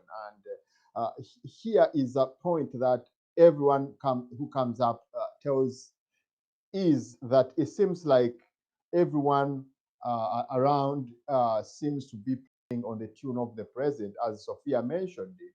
It's the president who is playing the siphons, and then the rest are just dancing on the tune, not even knowing what the rhythm is all about. Can you please dig deep as well on his speech and then give us your view about what you think? I think, again, thank you, Dr. Juko. But as we go back to the speech, I think it has become clear as day that we are being led by one thing that Sophia did bring up that I would want to stress. That we're being led by a narcissist who has decided to take hold of office, take over everything. A warlord, someone who wasn't given power but annexed power, stole power. We know of the lies. We now see all the lies. We're more informed than we were a decade ago. And I think something that I would like to stress from his speech and something that has been talked about is this idea of violence and the violence that exists in Uganda and why this violence is there. First of all, we start with the defilement of so many girls and what has happened with the defilement cases, whereby the perpetrators have not even been held accountable, but no regard coming from the faulty minister of education who only got that position because she is married to the president. Not the president. This is someone who took over power and is not the legitimate president, but legitimized himself in power because he managed to buy out all institutions. So where we're coming to a point whereby all institutions have been bought and have been made to bend to the will of one person and their desires and what they want to happen. So that scenario and wanting to hold on to power and stay in power has manifested, as Dr. Matembe said, something that we should take note of, a sort of violence that's unleashed onto the people. And not only does this violence come through the overfinanced military budgets that we have, or the special training that the SFC gets, and you wonder, who is the SFC going to enact this special training of repression on? Of course, it's us, the Ugandan people. And we then think about the war that was against the people of Acholi and what happened there. And then we think about the what has been happened to repress people movements that do rise out, uprisings, demanding for change, demanding for attention to the lack of access to material needs. And a lot of funding goes into, again, these militant groups such as the SFC, so that they can always come and repress, or the military right now, which is in Karamoja, again to do Karamoja region, again to do the same thing, to repress the people of Karamoja who are rising up and highlighting that gold is being stolen from their land, and they've been pushed away and moved from their land. But just because the people in power, or the people who have stolen power and held themselves in power through lies, through corruption, and through genocide, that it's been genocide after genocide in order to keep himself and his clique and his group in power. It's only enabled via mass murder and genocide. Once again, in Uganda, we could see the killing of so many people in Karamoja, all because they want to be able to, yet again, for 10 years, which they've been doing, looting of gold from Karamoja region and then selling it outside to get money that only benefits a few, but not the Ugandan people. So coming back to his speech, there is nothing that was in the speech that was, first of all, that could resonate with a Ugandan everyday person. It was so detached to the realities of the people. It's as though someone writes this speech and is like, "Oh, this sounds presidential," and then he comes on TV and says it. What we see is a narcissist that is so full of himself that he doesn't care whatever he says to the public, yet just based off of the fact that he thinks he holds so much power because he's been in power for this long, and believes that in it itself is a guarantee that he will be in power for long. And he is leaning on the gun, the use of force, and will not stop. So at the end of the day, what we see happening is this.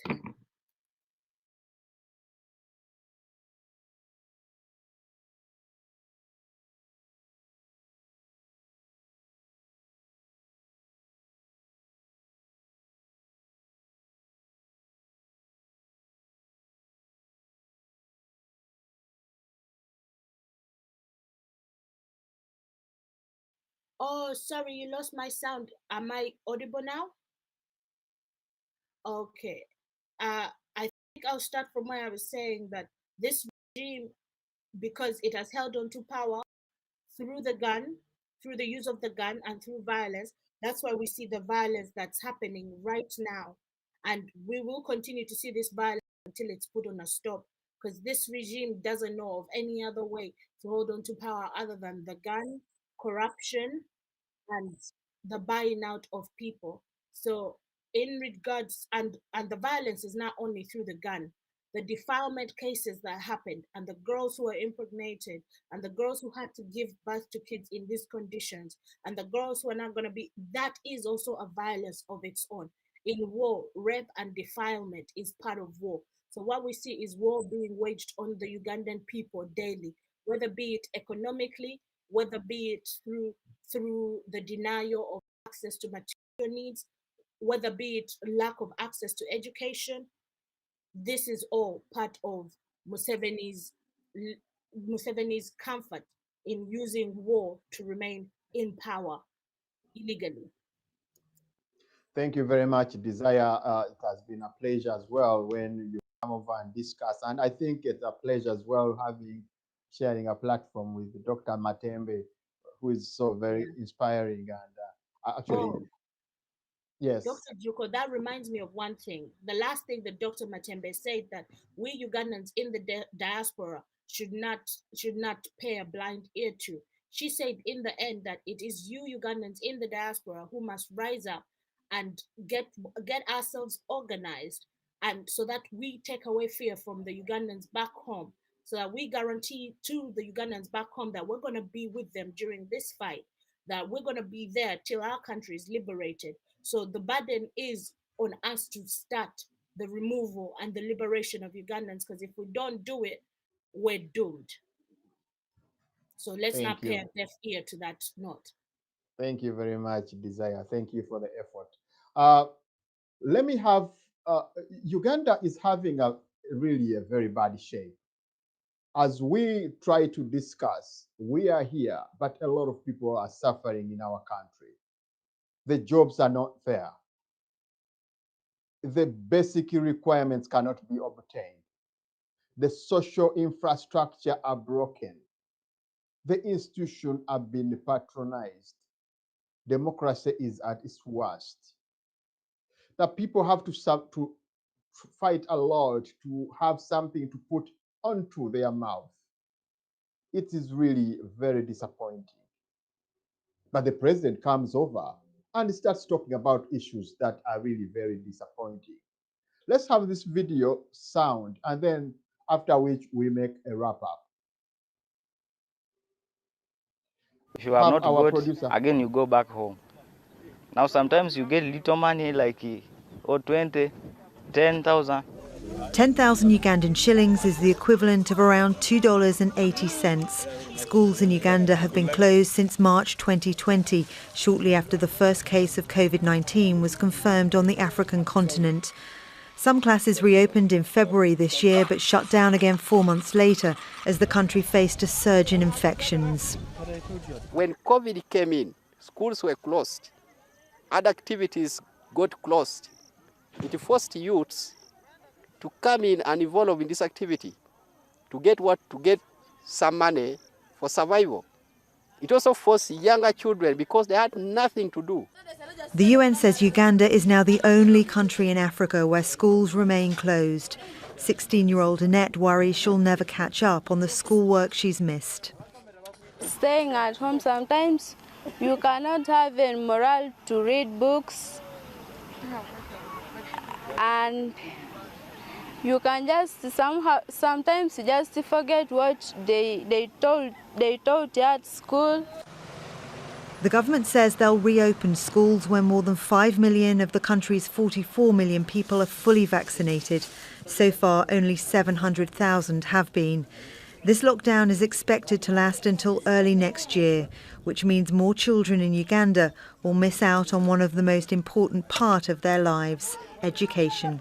Victoria Gatenby, Al Jazeera. At the Mwero mine in eastern Uganda. When you look at this stuff around here, as you see them, really very perplexing. The children are really suffering. They are not at school. And the president is not bothered at all. The people in power are not bothered at all. It seems like Uganda looks like forgotten.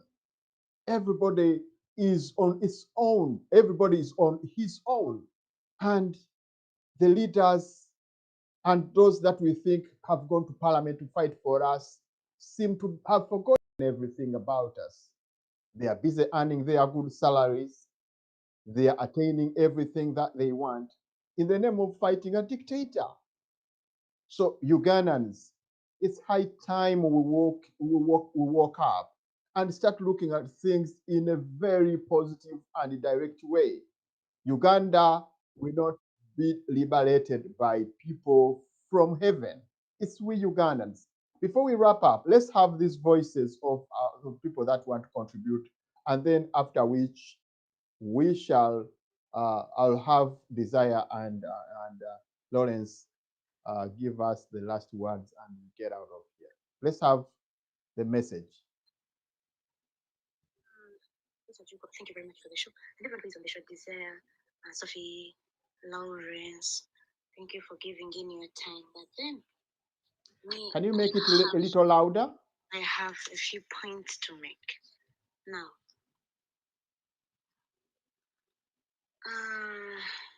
Dr. Juko, thank you very much for the show.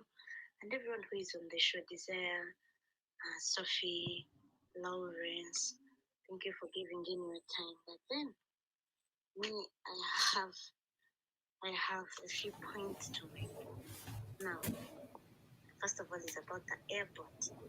So now, if the airport is being sold to the Chinese, the airport as well, so what does Uganda have? What are we left with? What is Uganda left with, really?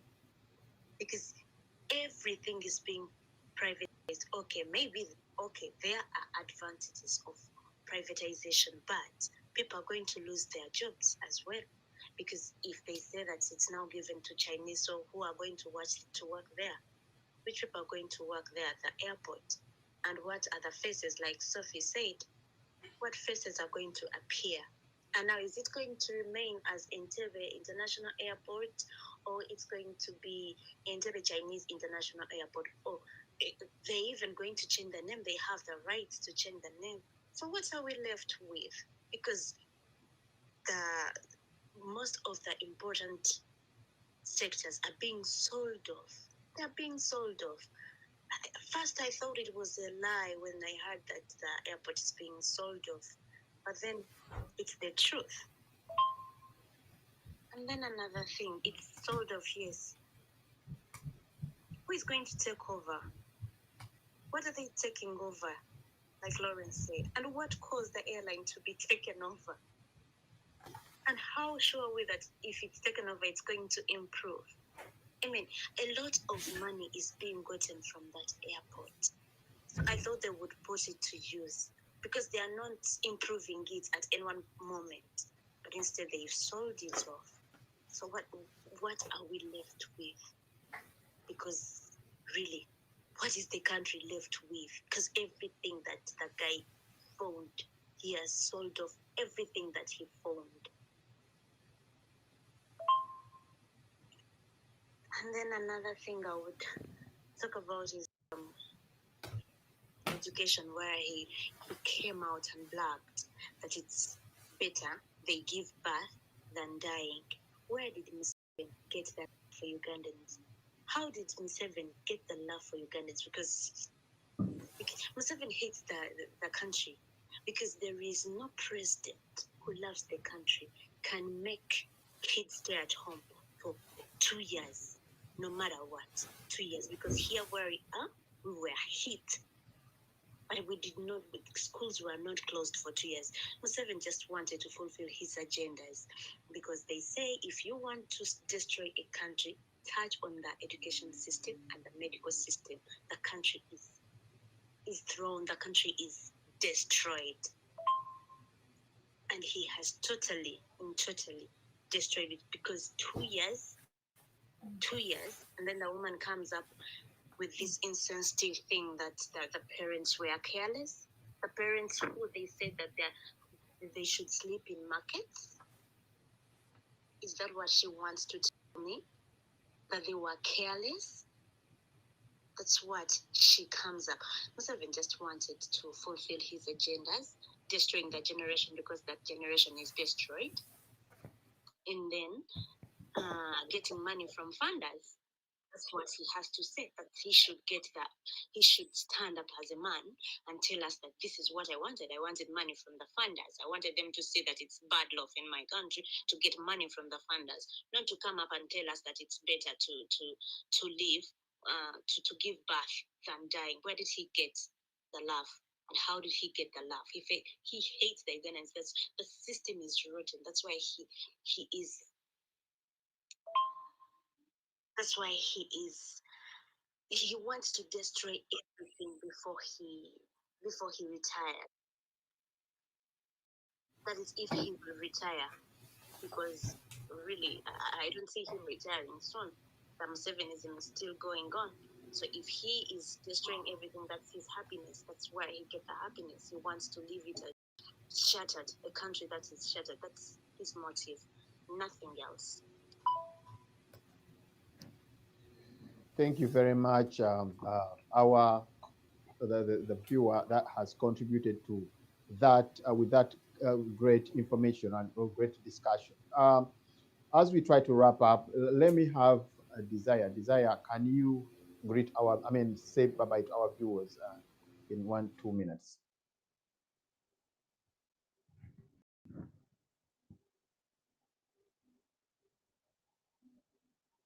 Thank you to all the panelists and everyone who's been here today to share and learn from each other. But not only are we sharing and learning from each other so that we remain stagnant and we remain where we are at, what we're doing is we need to organize ourselves. We need to get ourselves together on the same page with a motive moving forward. Join whatever organization makes sense to you.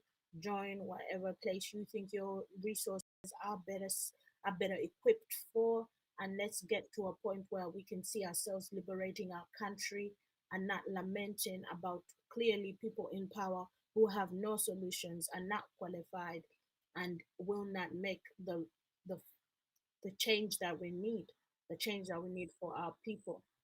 So in order for us to liberate ourselves and in order for us to get to where we want to be, we must be organized and we must get ourselves into our masses. We must be organized in the masses. It's not just one person who will bring us liberation, but it's a group of us who can then liberate ourselves. So those will be my parting words. And we have a responsibility to our people back home as they have a responsibility towards us. So let's work towards bringing all of us together, because clearly, really, we have been on our own. I do not think we are on our own just now. We have always been on our own with this regime and their love for power and their love for looting, corruption, and enriching themselves. They rendered that the Ugandan people are on their own.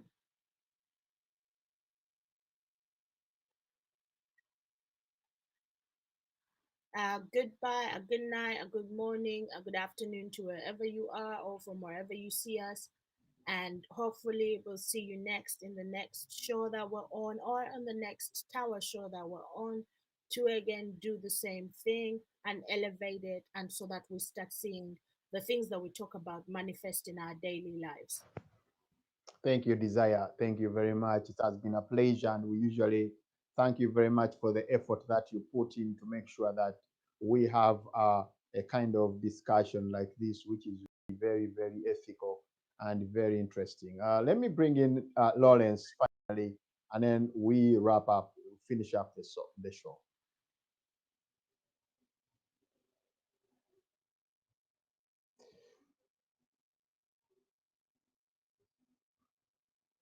Let's have Lawrence. Yes. Nadine, for hosting us on once again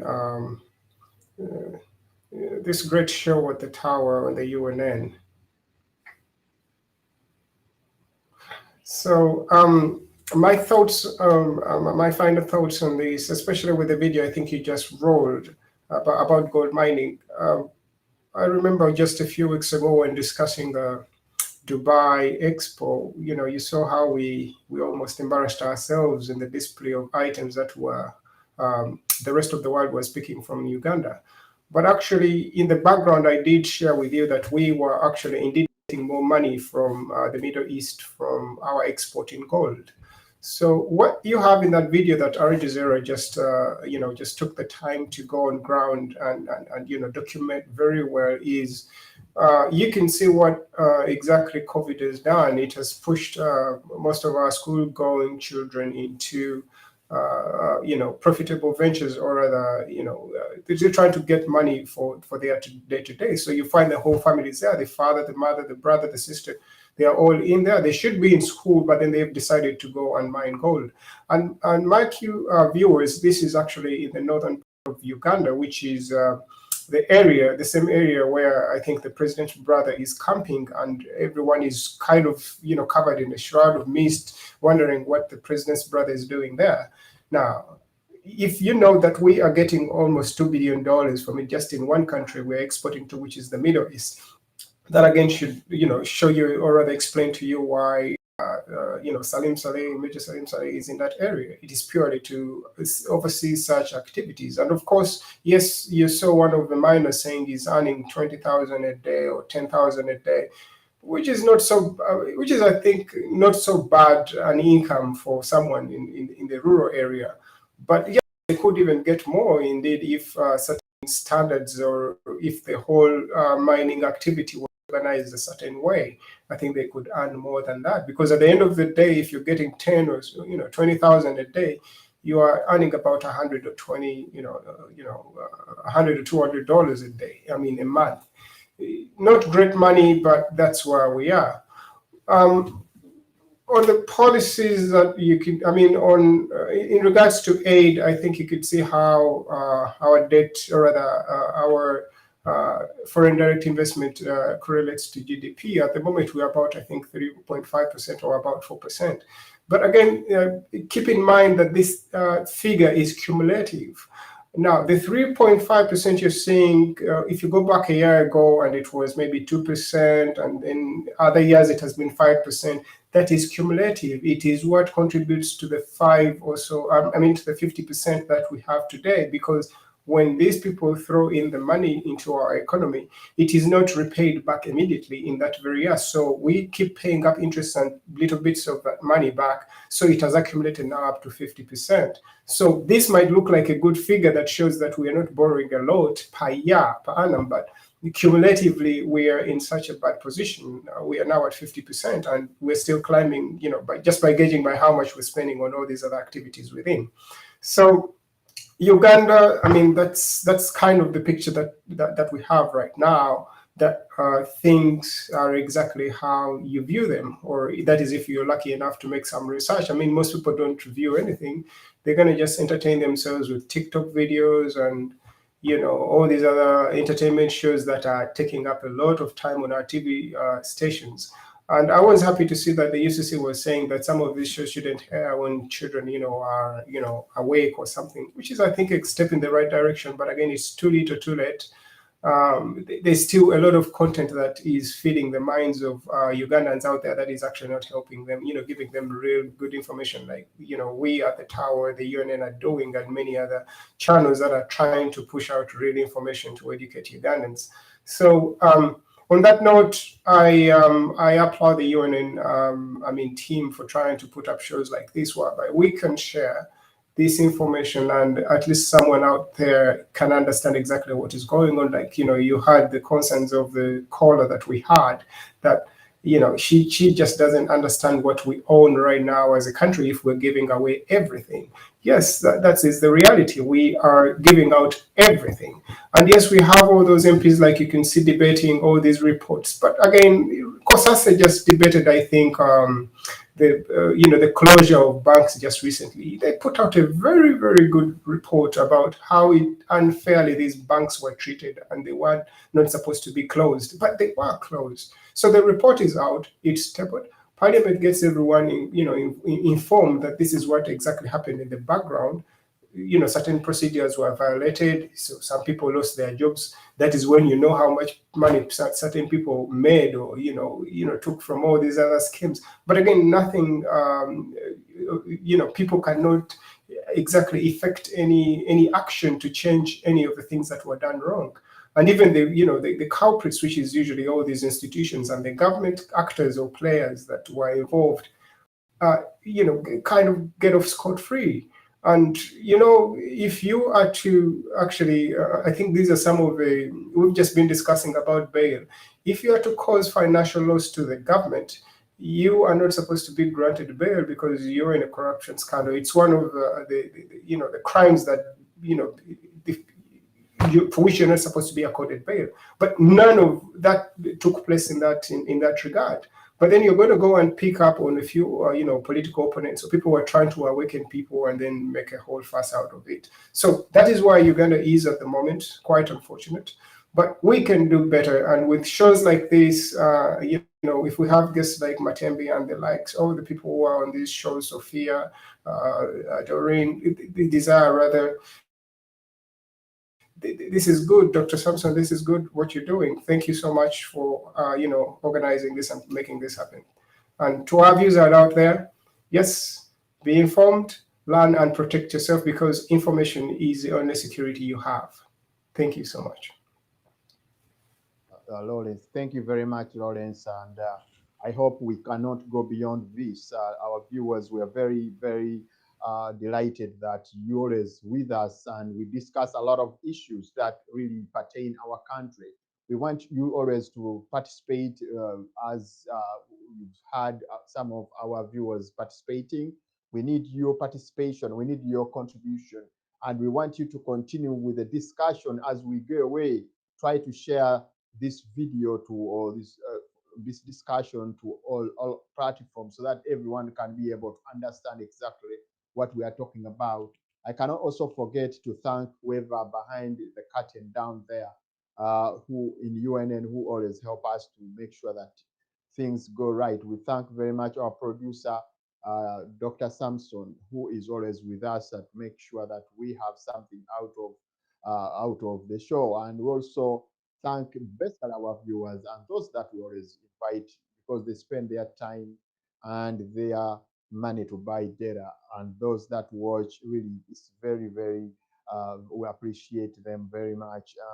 As we close down, don't forget to remember that we are having another show coming on as usual on Sunday with, and also we cannot forget to tell you that despite all these, we pray for our loved ones who passed away this week. That is Mama Nalongo and the father to Mr. Sawandaji, who passed on yesterday. That may their souls rest in eternal peace. And we continue to listen and hear all these that are discussed here. I thank you very much. We meet once again on Sunday, the same time. God bless you, and God bless Uganda. Bye-bye. Have a good day, have a good week, have a good night.